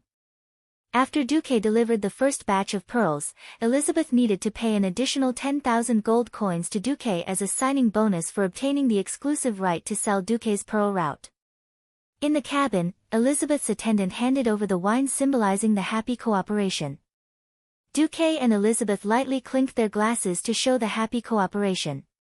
Seriously, Sir Marcus, I have to remind you that I will earn more than you can imagine with this kind of cooperation. If you are willing to accept after-sales settlement, quarterly settlement, you can at least double your current wealth. Duque gently swirled the liquor in the goblet, letting the aroma of the alcohol escape, and sniffed it lightly. For businessmen, it is instinct to pursue greater profits. But I am a mage first, and then the master of the pearl route. I understand what you mean. It is because we value different things that we have such a pleasant cooperation. Indeed. Duque's smile was a bit thought-provoking. And you bought my pearls with a buyout, which also took a considerable risk. It is not unacceptable for me to sell them at a lower price. Although a little sorry, I still want to say that Sir Marcus, you have a maturity that does not match your age. Nonsense. This young master is a university animal. Although he was complaining in his heart, Duque felt a little guilty. He did not know how long Jones could earn from this pearl business. He only knew that if the orcs came and Stormwind City fell, it was estimated that Jones would lose a lot. Unfortunately, for the future of Stormwind City, amen. Good luck. With the help of Elizabeth Jones, Duque's pearls became the new favorite of Stormwind City's socialites in a very short time. Almost all the upper-class aristocrats in Stormwind City knew that Duke Marcus had a hen that laid golden eggs. Yet, no one could intervene. It was not that no aristocrats had the idea of the pearl route. The fishing boats they secretly sent were attacked by the merfolk without exception, suffering heavy casualties. And Duque said that the merfolk were not under his control and had nothing to do with him. In this way, Duque set foot on the steps of the library of the Stormwind City Royal Magic Academy with a huge wealth that made others envious. Facing the librarian, who told him that copying every spell here cost money, Duque only said one sentence, "Please pack it up. I want all the spells of the Earth Mage rank." You're tuning in to the Blissful Bookshelf YouTube channel. We're so grateful for your support, and don't forget to subscribe to join us on this incredible journey through captivating stories. Your generosity through donations truly makes a world of difference, as it's the primary source of revenue that allows me to expand and enhance this channel for you. Thank you from the bottom of my heart for being a part of this adventure.